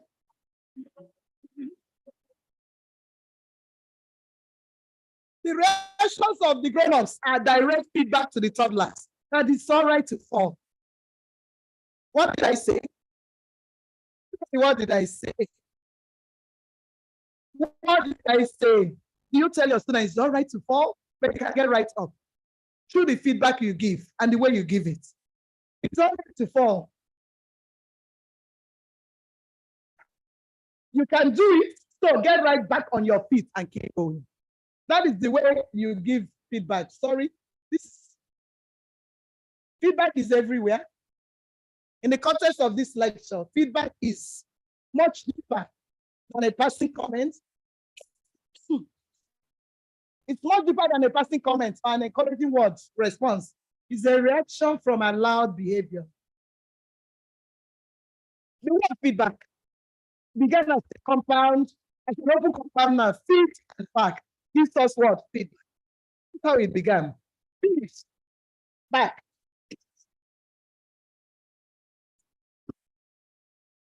You did a good one.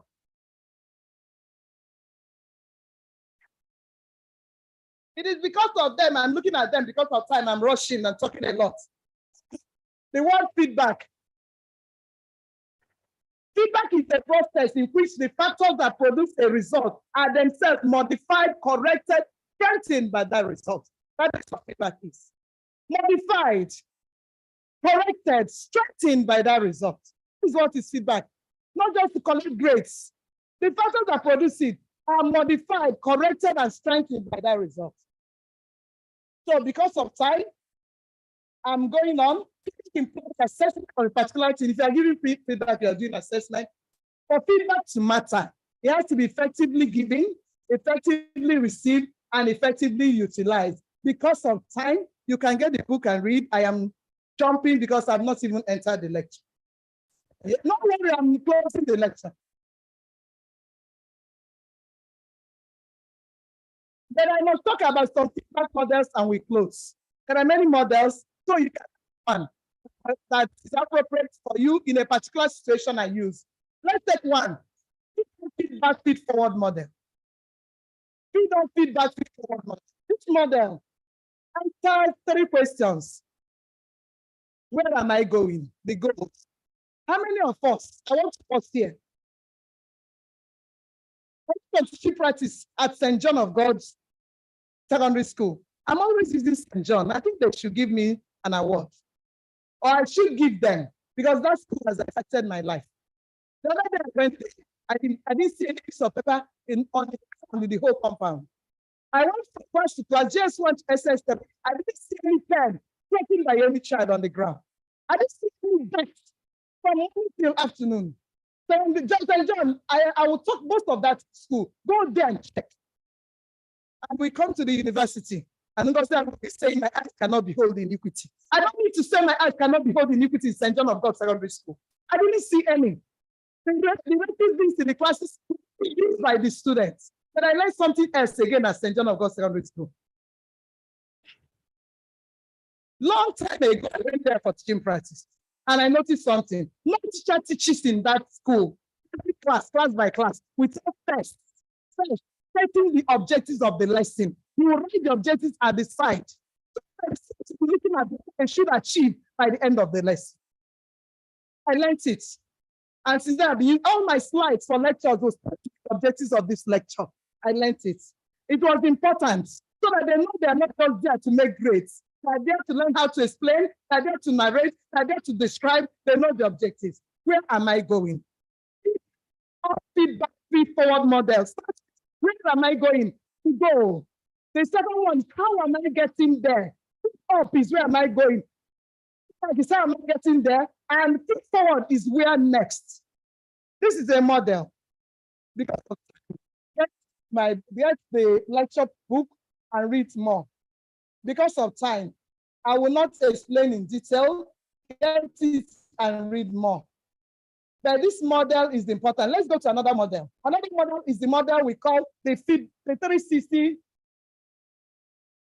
degree feedback model. Mr. Vice Chancellor, sir, how I wish this model will fit in this university. 360 degree model, majorly for assessing professionals or for professional development, staff, teaching and non-teaching, 360 degrees. It comes from knowledge of people within a person's circle of influence. It lowers subjectivity, 360 degrees. This model will draw from, let me go so that we're fast, supervisor's feedback, peer assessment feedback, students' evaluation of teaching effectiveness feedback, and self-assessment feedback, reflective thinking. When you use this to assess somebody, to assess yourself as a teacher, you'll see that it will be very effective. I saw this working. It works. I mean, it works. Professors, we should allow a peer to sit into a class. I love it. To tell me what I'm doing, I'm not doing right. And I want to talk about self-assessment feedback because I'm closing. I want to talk about this 360 degree sort of feedback for the teacher. And peer assessment, let me take all of them. Let me take all of them together. My experience in Ghana. I went on sabbatical to Ghana, University of Education, Winneba, Ghana. And I got there. After this story, I'm ending. You can read the book, I'll end. I went there and something changed in my life. It's you're supposed to be changed by any interaction or relationship, especially to be positive. Something changed. I got to the school, I found out something. I carried my laptop, but before I went there, my laptop was just a tool to be kept inside my drawer. Even though I have gone to many cyber cafes, learned it, I wasn't using. I carried my laptop in case. I just carried in case. I kept the laptop in my room. I came to the university, and I saw every lecturer that comes to stop the car and bring out the laptop back, put it on, carry it, and go straight to the office. Each of the lecturers had printers. 2010. Almost every student had laptop. You know, you have a laptop. They would come to the office, the system, and go to the world of research. And I had nobody to talk to. I felt alone. I didn't carry my laptop. I wanted to talk to somebody, but there was light 24/7, 247, internet running. And they would just come, hook on the cord and go on research. Then when they want to go to the class, I noticed something. The lecturer carries whiteboard marker. When they want to go to the class, I will see the lecturer just carry the flash. They go to class with flash. When they get to the class, they pin through the flash on the projector and teach, finish, take their flash and go home. I was the only whiteboard marker lecturer. I didn't know how to do PowerPoint. I wasn't trained on carrying my flash. So the next day I carried my laptop, not to be like them, to belong. When others are carrying, I am carrying. And I came to the office and kept the laptop. Use it now. I said, what? I talked to my office, they say, hey, I'm doing something. Hey, Jesus. I started learning. I went to the ICT lab. I told the young boys, please teach me. I started learning, but I was just copying and saving things on the phone. I refused to learn how to type. I didn't learn how to type because universities in Nigeria are filled with cyber cafes. That university had no cyber cafe because they were running out of business. Everybody's doing it themselves. Put yourself mentality was there, high. University, you still only one, and they were not, nobody was even going there. People were there. They had their printers and they were there using their laptops. So I started learning, but I didn't type. I avoided it. Then you give 2 class quiz, class tests before the exam, the first test. And I had about 400 and something students. The first test, I wrote and I came to the departmental secretary. I said, type it for me. Say, here, the rule in this university is that nobody types your questions for you. He said, you do it yourself. And if they oh my, I say all tests, yeah. I went to my office and I said, dude, nobody will know now. You can type the same, but you can do it. Go and do it. She said, no. I went home that night. I sat before the laptop with my questions there. I didn't know what to do, how to begin. But I have to begin somewhere. Phobia. Tell your neighbor, phobia. And then phobia, I started doing it. My shoulders were doing I kept on doing it. So this thing does not believe in impossibility. I'm serving a big God. Maybe. By the time it was 2 a.m., just type a page. 2 a.m., I was done. I found out that while I was doing it, I was learning many things. I will make a mistake, learn something, correct, thing became sweet. Sweeter and sweeter, I continued. And I learned something. This time, the man that was dyslexic, forget the words, the formula for splitting atoms, E equals to MC squared. Give the world a maxim. He said, I thank God for all those that said no to me. It was because of them I did it myself. Thank you for that. I thank God for all those that said no to me. It was because of them I did it myself. I thank God that they said no to me. I learned how to do it myself. My office mate saying, God, did he kill you? I said no. Saying, God, continue. And I continued. I started typing and I was loving it. But it did not end there. One day, my dean called me. I was still going to class with whiteboard marker. But then there was something else, 360-degree feedback. I discovered when I was teaching, I felt a presence outside the students. I turned, the DVC of the university was standing at the window. My campus was 30 minutes away from another campus. But he had to travel from his campus to come and watch my teaching. they are there. I just felt he shifted. He didn't want me to see him, but I had seen him. I said, wow, how long has this man been there? I know I was teaching. So I thought the vice chancellor was standing watching my teaching. They go down. The boss has to leave the office sometimes and come to the class. I see what we are doing. I learned it from them, but I never knew that something bigger than that was happening. So one day, my dean called me. I started and said, Ngozi, why do you teach with marker? Why don't you use the projectors in the class? And why don't you use PowerPoint in teaching? I never saw him in my class. I thought someone told on me. I asked, how do you know? Saying, because do you know how many times I've sat here? How many times? I would sit among the students up to 400 and I would sit throughout the lecture from beginning to end. You have never seen me, but I've been sitting in your class. I know how you teach, I know everything. I didn't know getting feedback directly. If I had gone on, you see direct and indirect feedback. When I asked, I was fidgeting. He said, don't be afraid. Even though he likes to use whiteboard marker, I don't know why. I tried to make excuses. Excuses are monuments of nothingness. I made an excuse that, I'm teaching statistics. I need to be writing. Saying, because we can teach anything on PowerPoint. So he said that I am not complaining because I love your teaching. I've been sitting there and I love your teaching. Continue. I'll close my eyes as if I did not know you're using whiteboard mark alone without PowerPoint. But then God will go and learn it if you don't know it. So I left. But did I utilize the feedback? No. I continued with my whiteboard, doing my normal thing until one day he called me again. Because we were going to University of Ghana, my God, to train the lecturers there on how to teach and evaluate. Who know your lectures on PowerPoint? We go on Sunday. My. I had to learn PowerPoint. That night I went and sat before my laptop. I said, we have come. PowerPoint, here we go. And I started. I couldn't do it.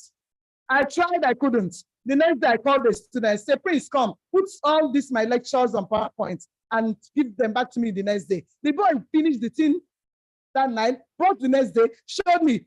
Here, another slide goes on. Here, another slide. Up here, another slide. I said, I've gotten it. Let's go to University of Ghana. I came to University of Ghana. University about the university. Who was the university? What is the university? The lecturers, first class. If you see them, if you see the talent and the system after that time, they came in really, they put on. And what do you have to tell us? You from University of Education, coming to train us. One, they belittled us. So we have to put ourselves up in their eyes. So we came upside that. People will come hook on internet, the quality assurance unit, and place one at the internet, like computer everywhere. They wanted to intimidate me there. But I am one for Nigeria. Nothing can happen. I have everything under control. And my heartbeat was increasing. So when we had evaluated and made them relax, that we have something to do, my dean started. My dean was flexing tools.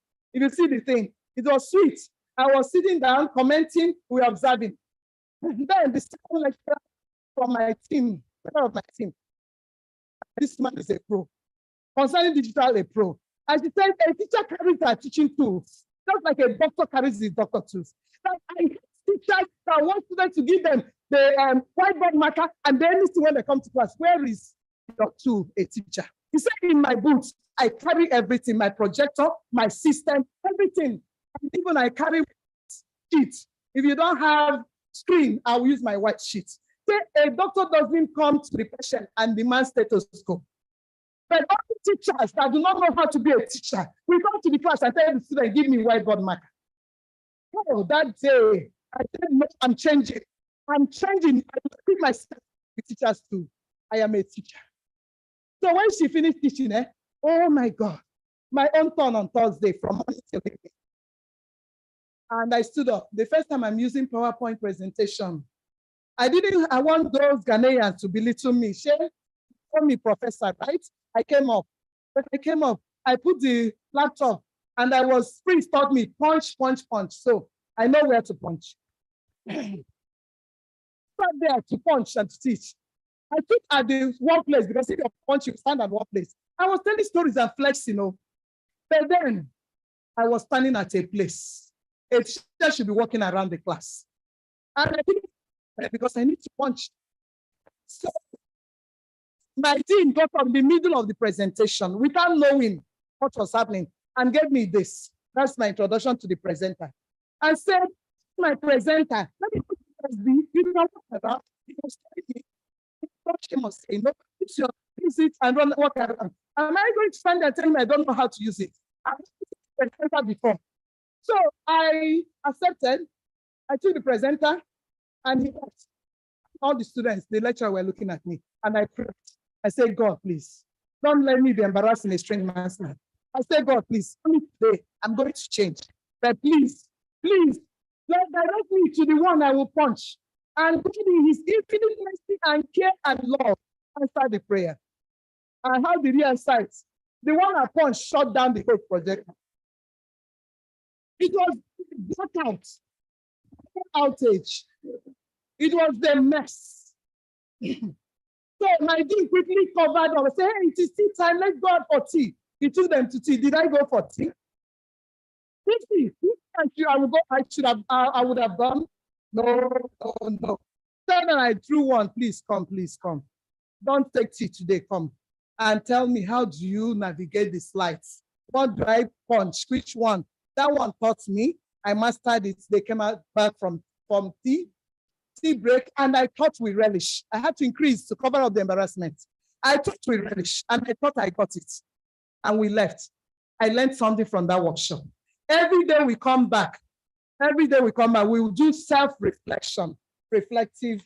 You're always removing this. I am talking on my slides. Okay. I am punching. It is not me, it is them. Yeah. We do self-reflection. My dean will start like this. What did you do yesterday that helped your learning? What did you do yesterday that hindered your learning? What did somebody do yesterday that hindered your learning? When you ask that question, hand up.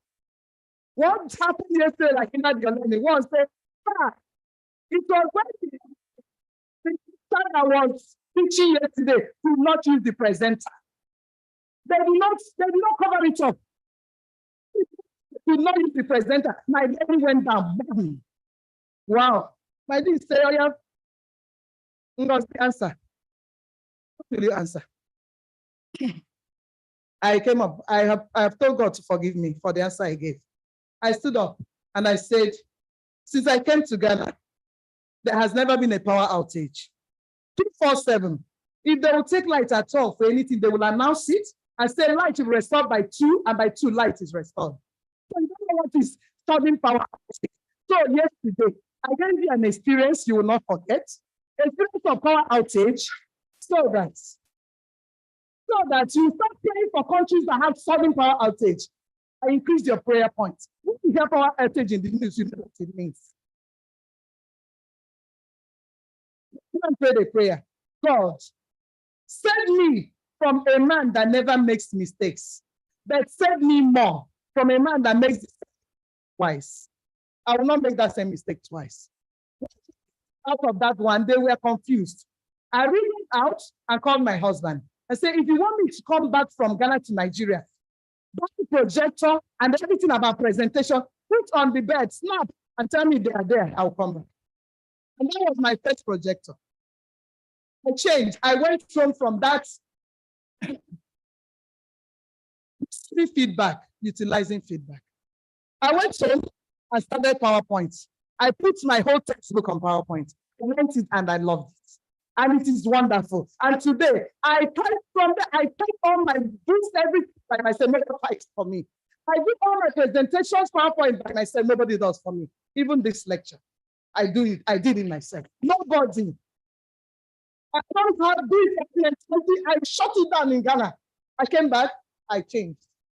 That Professor Omi will always say, since you came back from Ghana, because we always carry laptop about, you don't write a laptop. Yes. Yes. Go digital. Tell another member, go digital. Tell me that you Project 200. I am an example of Project 200. Go digital. I like the self-reflection. Go back home and reflect on your practice as a teacher. Deep reflection. Allow a peer to sit in your class and tell you some things on what they form. It mustn't be subordinate, subordinate. It can be the same level. We don't have to depend. Then students' evaluation of teaching. I learned something there. I must talk about it. Go rounding up. We asked them our students' evaluation of teaching. Their workshop, and they said this. I wish we would do it here. That they're on their toes as teachers because once you enter, if you talk students on their phone, what are they doing? To the vice chancellor, are you not talking about you? Writing about you? About it. You're leaving the door. All the students are on the phone. The positive, the negative. And the VC doesn't receive them and keep them, doesn't shut them down. Next week, you're called before the vice chancellor. Look at all your classes for this week, the reports. These ones are positive, keep on. Then this one, watch it. Correct here, correct here. And you don't be a man. Evaluation of teaching. I start working. It's how we shouldn't change as a teacher. If you just get to become trained and not nobody talks about that, how are we going to change? Utilizing feedback, 360 degrees. This is feedback sandwich. I love it. Another model. Feedback. Sit down, sit back, right back. Sit right back. Feedback sandwich. This one is a very sweet model. If you want to give somebody feedback, please, nobody's all together bad. Don't start from the bad. That's what this model says. The need to learn meta praise. Then constructive criticism in the middle and again. You need a house help to take care of your child. They leave by 8 and come back by 6. And she has been working with 3 children, cooking and doing everything. And maybe just before you start in, a child pours water at the door. And you open the door. The only thing you see is the water. And you start shouting from the water. It's like you have done nothing. You have not thanked her for managing 3 children. Maybe the house help is a child of 2 or a child of 15. Having 3 children and feeding them throughout the day. You start from the negative. You shout. But if you are coming, I say, God bless you for me. And since the day you have been taking care of the wonderful Dalo, I bought something for you. You have tried. God will bless you. But you see, this is what I hear. I gave one here. Somebody may fall, but it try kapanune. Oh, Chineke gozegi, more grace to elbow. The child, the step goes in, heart enlarged, ready to walk more. And sweet, she may explain the water, and you listen. But if you start at the door and start shouting, feedback sandwich, praise, constructive criticism and comments, praise again. We have many, but because of time, I am rounding up. Because of time, Ngozi Agu is running up. You can keep going because of time. How to receive feedback, and but only one, the one I developed. Feedback, mode of delivery, we have many. I must talk about this at the end. I know some of work where we wait a little bit. This one was my experience. Only feedback. I developed it in literature, it's my experience. Driving there in Ghana, I get the topics I talked about. And I don't know whether my questions were too difficult, I don't know, but I gave them. And I found about half of the students scoring below 10. My score was 20. I didn't like it. Immediately I saw that. And please, I want to say this, teachers in the house and the vice chancellor, sir. The practice there is that each quiz you give, you must return the script to the students. It is a must. You will make comments, corrective, constructive comments, return the script before the next quiz. And I did it there, 400, and we can do it. I said we can do it. I don't know how. Can you spare evaluation? We can do it. That was what was happening then. You correct and either comment. So because I will return the script to them, those that scored below 10, I sit down their scripts and I gave them effective feedback. After commenting on what they wrote, I started encouraging them. I came from the background of Ben Cassim and Ben Cassim's mother. Ben Cassim's mother that told the children, you can achieve like the whites I am serving and better. That gave me the idea. So I started talking to them. Each one that scored below 10, I will write. I'll go to my portal, get the name. But see, this is not the potential God gave you. Next, please show me your words. I will get another one. Hey, yeah, Take the next piece as war between Ghana and Nigeria. Who will win? I'll take another one. I kept challenging them. And when I finished, I gave them back their scripts. And I was walking along around the university, and one called me. That's how they talk. Doctor, you challenged. You said that the next piece is to be a war between Hamas and Israel. Doctor, who will win? Doctor, I'm waiting for you in the next piece. I'll show you who will win. And I said, Doctor, you said the next piece is the football match between the Doctor, I will show you who will win. So I saw the spirit. And next piece I gave them. I screened it as scores beside the first quiz. I found out that all those that scored below 10 in the first quiz topped the whole class. Challenging feedback. I said challenging what? Feedback. It is from the fact that Ngozi is running a 2,000-meter race. She has few laps to make it to the finishing line, but she's too tired to go on. Then she hears her coach and fans shout, just a little more effort. Show them what you've got. Show them what you've got. Just a little more effort. And she makes it and keeps on going. Show them. So I use terms like this. If you can do better than this, show me what you've got in the next quiz. This is challenging feedback. I will not tell more stories because if I continue, I now do research with a colleague across countries, comparing Ghana and Nigeria on challenging feedback. The research, I took it to Cape Town, and so on. But then we are ending because somebody has gotten up and we're ending. So I want you to go back with what you have gotten. I'm using feed-off, feedback, feed-forward model. I'm using 360 feedback model or feedback sandwich model. You can use anyone at any time. You can do it. You can do it. I am closing, but you can do it. If I can do this kind of PowerPoint, you can do it. But then, utilizing feedback. A man saws a lot of wood using a dull saw. This is the saw. Person asks him, why are you using a dull saw? Sharpen the saw. I'm ending with the term called sharpen your saw. And the man that is doing the work with a dull saw says, if I thought to sharpen the saw, I won't get the work done. But if you get the work done, if it does not sharpen the saw, the fact is that if he does not stop to sharpen the saw, the work will still not be done. And he will waste more time, effort, and resources in the process. So each of us should find a way to sharpen the saw in our professions. It is a way to renew, preserve, and enhance professional practices and promote effectiveness.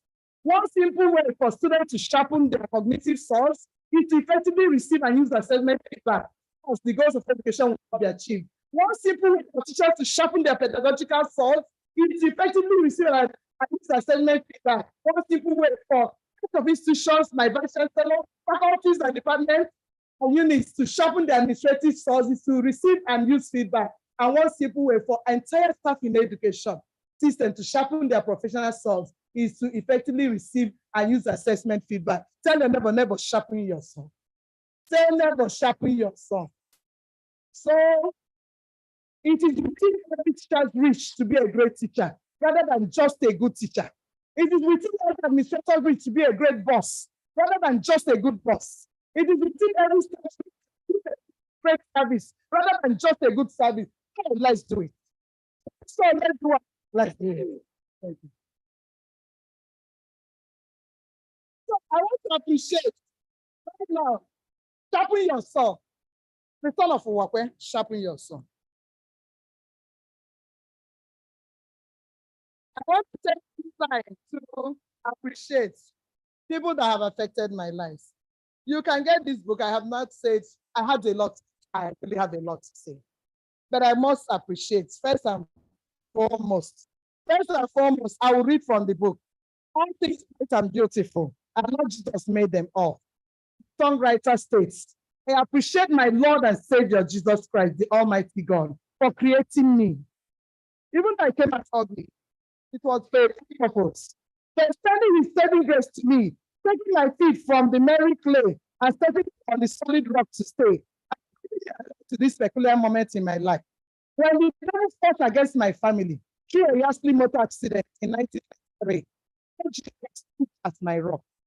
You respected my husband who died on the spot of the accident. But through the physical and emotional of losing our 3 children in a day. In all that happened, you told us to praise you, and you make it beautiful in your own good time, and you did. I have nothing to say, but you, your own. Whatever I am today, Lord, it is by your mercy and grace. You sent me to Nnamdi Azikiwe University and told me that my ministry is the university and the word of God. My prayer is that every day of my life, till you come, I might fulfill the ministry and be approved of you. To the Vice Chancellor of this prestigious institution, I appreciate your confidence in me that I can express. The day you were about to enter the interview for Vice Chancellor position, told me do something for the university. I told you that I would do it only if you triumph over all other contenders for the position of Vice Chancellor. And the Vice Chancellor of this university to call me again. But you don't have the appointment letter. I have no option but to agree to your earlier request. Singular confidence you had in me made you, at that moment, a pleasant shock and euphoria to still remember me. Did a lot to boost my confidence in my ability to deliver where needed. Thank you for believing in me. To my mother, Mrs. Chidobi, comfort today, me, Menakaya, what to express my gratitude to you, the wonderful mother God gave me. You are my inspiration in almost every aspect of my human endeavors. You instill the love. You instill the love. Oh, you instill the love of books and in me at every stage of my life, which made me, especially at the age of 4, to be able to read passage in public fluently. Even at this your great age of 91, you're still reading. Concerning teaching, you're my inspiration. Having been a teacher by excellence yourself and a retired vice principal, you transferred your passion for knowledge acquisition and knowledge dissemination to me. Your mental health, even at this your wonderful age, amazes me. You can tell the history of America, Britain, and other countries with precision and accuracy. What you learned about 7 decades and a half ago in primary school, only making me love cleanliness and aesthetics, cultivated this wonderful virtue in me from infancy. You are indeed on your child, Miss Neat, both in complexion and character. Most especially, most especially concerning indefatigableness and tenacity. You did not only teach, but showed me by your life never to give up, no matter the situation. My Lord Jesus that has already blessed you with mental health, physical health, and emotional health will strengthen you more in his grace as you wait for his glorious appearing. Mama, that is my mother. That is my mother. Yeah. God bless you. God bless you. God bless you. She's still reading. Other than another competition. She's still reading. Always reading. I thank God for her. Family. I have a massive family, and they have stood by me through thick and thin. I am thankful for the process that led me to the family I have. I am grateful to God for my husband, Pastor Udoka James, UJ Agu, who loves Jesus, and has given me the wings to soar high in my career and other areas of my life. He and I have been through a lot together. I thank God that what was meant to pull us down was the springboard to greatness. Thank you for praying for me. His love language is prayer and fasting. Thank you for praying for me, for being present. I am also grateful for my children, all 7 of them. 3 has gone or have gone to glory. Chinazom, Chidalo, and Bride in heaven waiting for me. Joy's praise, spell, and wisdom were still here. For the opportunity to be their mother, I thank God for them. When I think of my children, my heart is filled with joy. You have become my best friends, and I thank the Lord Jesus for you all. I am thankful for the peace that God has given me with my hardworking and love-filled son-in-law, and Michael Loko. I could not ask for better, exemplary, and Jesus-loving men to lead my daughters. I am so blessed to have you both in my family. To my bubbly first grandchild, Rainbow, should have been joy. Laughter is like milk flowing down a smooth rock. It smoothes my wrinkles away. You have set the tone of joy for others on their way. I am grateful to Jesus for that. To my siblings, Mrs. Chadra Agu, my big sister. She's there, you can wave, just like her mother. Engineer IK, Chike, Udem, you're here. IK, my immediate elder brother, you can say, wave. My big brother. Mrs. Ramawa Udem, my younger brother. They are the one of the family. Thank you for your love and support. Family is always family. I'm glad we are family. My wife, Mrs. Chika, Udem, wonderful wife, you are a my family. Thank God for you. Thank you. To the midst of amazing in-laws. My network is the best. We know each in the communication of relationships. My profound gratitude goes to my in-laws, first level. My beautiful, peace-loving, kind-hearted mother-in-law. My mother-in-law. Mrs. Lucy Agu, was beautiful inside and out. She was a blessing to me, always beautiful and kind. So late, a memory of a wonderful example of a mother-in-law will never live in my heart. I am grateful for my sisters-in-law and brothers-in-law. They are in-laws with a difference. For my in-laws, to my in-laws second level, when my husband and I pray for the marriage of our children, we pray for God to give them and us amazing and God-fearing in-laws. And Jesus has, of course, exceeded our expectations. It is really amazing that we get a pastor as a husband and 2 pastors as in-laws. We are blessed to have you. Pastor Bastille and Sister Antonia came as part of my family. I appreciate your personal support. Thank you enough. May God bless you and increase you in all aspects of grace. To my in-laws, Pastor Engineer, I love and appreciate you. To my family in the Lord, the household of faith, whom I love, I say, when I say God, I have proof of his love.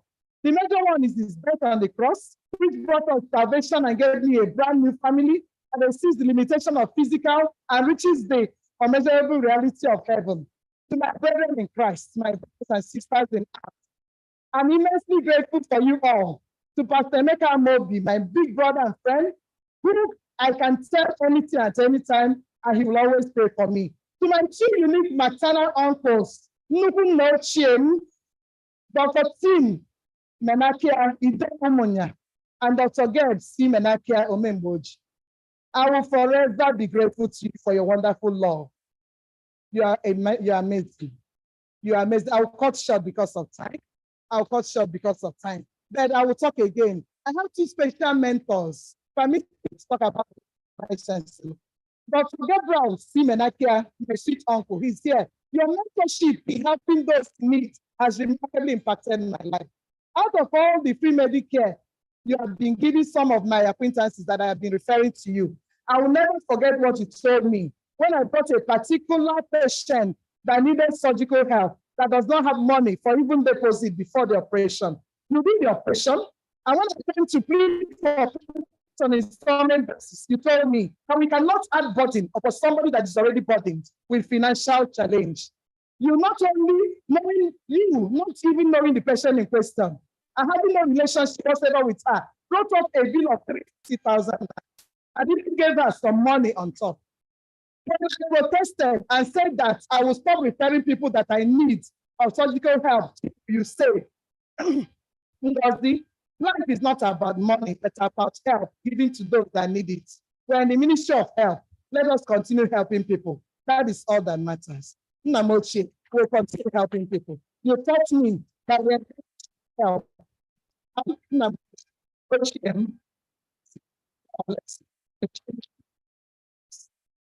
The Ministry of Health.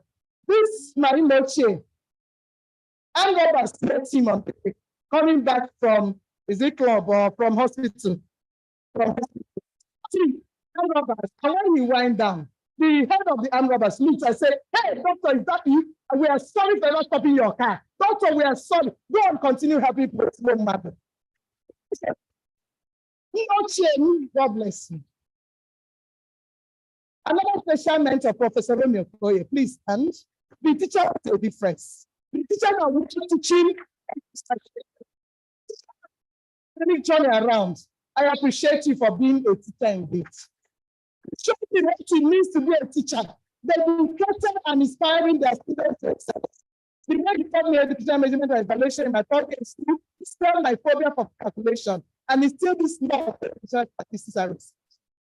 Your teaching practice has contributed a lot to fueling my passion for teaching. Thank you, sir. Thank you, sir. I want to appreciate my elder sister in Nnamdi Azikiwe University. When I came into the university, one person adopted me as a younger sister. And that is Professor That's name, my big sister. I am still chose to love me and treat me as you do, like a young sister and bosom friend. I know I can be somehow crazy at times, think different, the crazy ones. I can sometimes do something. You make me know the love of an elder sister in the station. The administrator has really helped me in performing administrative roles. I want to appreciate somebody. Strange. I entered the university at the age of 15. Wake up. I actually went wild. I wanted to enter Hendrika's Club. I wanted to enter Black Art. I wanted to go to theater. But God brought a young girl, also fresh in university, to hold me back. I don't know why. She was just 2 years older than me then, 17, from a very wealthy family. I came from a not so wealthy family, not cheap people. But this young girl stabilized me. And I want to appreciate her today. She changed my life. If she had left me, I had started drinking and smoking back then. But this young girl changed my life around. She had me think that she and that is Professor Ngozi Nwabugo Agu. Professor Ngozi Agu.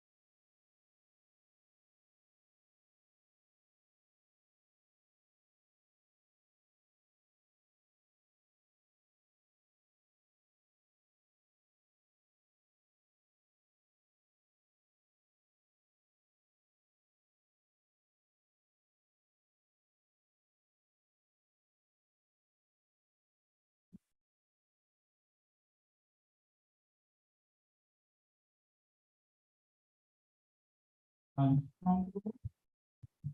to do the book of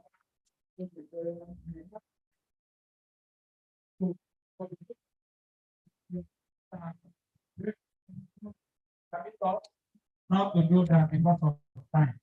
We have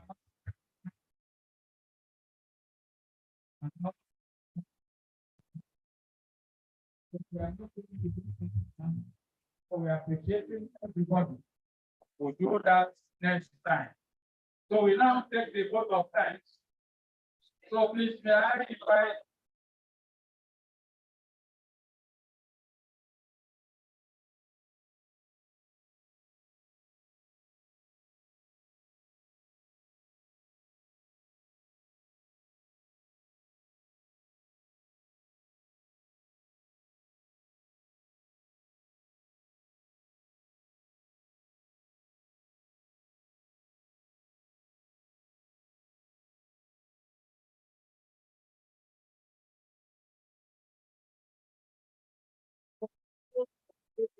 And even those that stood there outside, we are quite appreciative. And we invite you in our future events. Of course, we must always thank you, sir, PC, for supporting all the events of the committee in your capacity as the VC and in your personal capacity as the DVT admin. We know what good work you have been doing for this community. We thank you. We thank everybody, members of the family, and God bless. thank you very much. Those that are still standing, we are still on. This is an academic program. And don't walk through the front aisle, please. Please, if you can use the back door, not the front aisle, please. Thank you. Without wasting much of our time, may I inform us that the procession will leave the hall immediately at the recession now, not the procession, the recession, which marks the end. But we're going to take the closing prayer, is going to be led by the University area, Dr. Stella Anasi. Please, may you come up for the prayer. Thank you.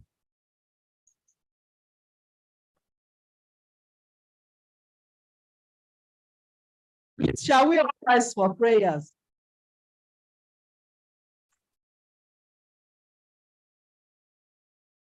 Our great God in heaven, we give you. Bless you, especially for your love. Thank you for your grace upon our life. Thank you, Father King of glory, for your sustaining power. Thank you for granting her fortitude, the joy of life. Thank you for Lord to our time. Be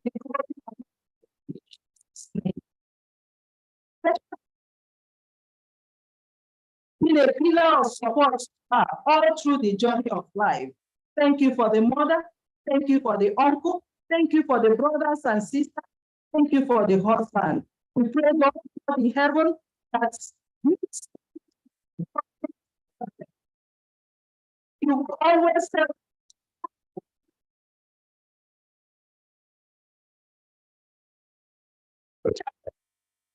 Grace this occasion, asking God that, Father, in this journey of life, by us.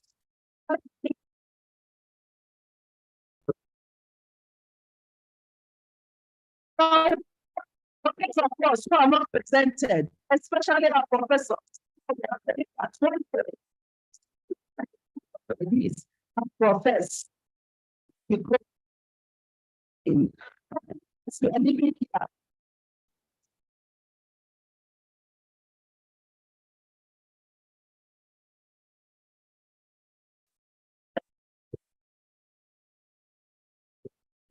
Great. Thank you, University